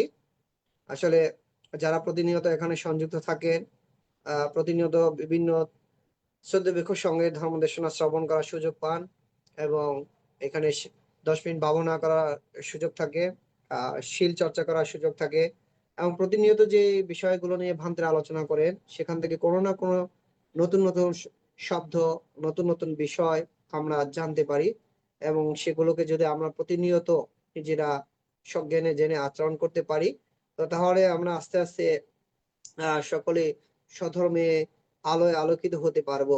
তো এভাবে যদি আমরা প্রতিদিন চেষ্টা করি, তো এখানে 10 জন যদি সংযুক্ত থাকে, 10টা পরিবারের 10 জন মানুষ, সেই 10টা পরিবার যদি স্বধর্মে আলো আলোকিত হয়, সেই 10টার পরিবারে আবার 10টা পরিবারকে আলোকিত করতে পারবে। এভাবে আস্তে আস্তে আমরা সকলেই স্বধর্মে আলো আলোকিত হতে পারবো। স্বধর্ম শিক্ষা আচার আচরণে নিজেকে পরিপূর্ণতা দান করতে পারবো। তো স্বধর্মপ্রাণ উপাসক উপাসিকা শুধু ধর্ম দর্শন করার জন্য ধর্ম শ্রবণই নয়, শুধু বই পুস্তকের লেখা বা ত্রিপিটকের লেখা মুখস্থ করেই নয়, আপনারা সবসময় নিজের কর্মক্ষেত্রে ধর্মকে দর্শন করবেন, এবং সবসময় আচরণ করার চেষ্টা করবেন। যতটুকু সম্ভব সজাগ চিত্তে থেকে নিজের জীবনকে স্বধর্ম শিক্ষা আচার আচরণে উপভোগ করবেন, বা স্বধর্ম শিক্ষা আচার আচরণে পরিপূর্ণ দান করবেন। তাহলে আপনার কাঙ্ক্ষিত লক্ষ্যে পৌঁছাতে পারবেন। এই প্রত্যাশা ব্যক্ত রেখে আবারও আন্তর্জাতিক ত্রিপিটক সাধারণ স্টাডি ITSS জুম ভার্চুয়াল প্রোগ্রামের উপস্থাপক, পরিচালক এবং কলাকৌশলী সহ যারা ধর্ম শ্রবণ করেছেন, ফেসবুক লাইভ ITS পেজ, ইউটিউবে এবং সরাসরি জুম প্রোগ্রামে, সকলে নিরোগ দীর্ঘায়ু কামনায় পুনরাশি দান করে আজকের মতো এখানেই আমরা সমাপ্তি করছি। সকলকে অসংখ্য সাধুবাদ। শুভরাত্রি। সাধু সাধু, শুভরাত্রি। পূজনীয় ভান্তেকে বন্দনা এবং উপস্থিত সবাইকে নমস্কার জানাচ্ছি।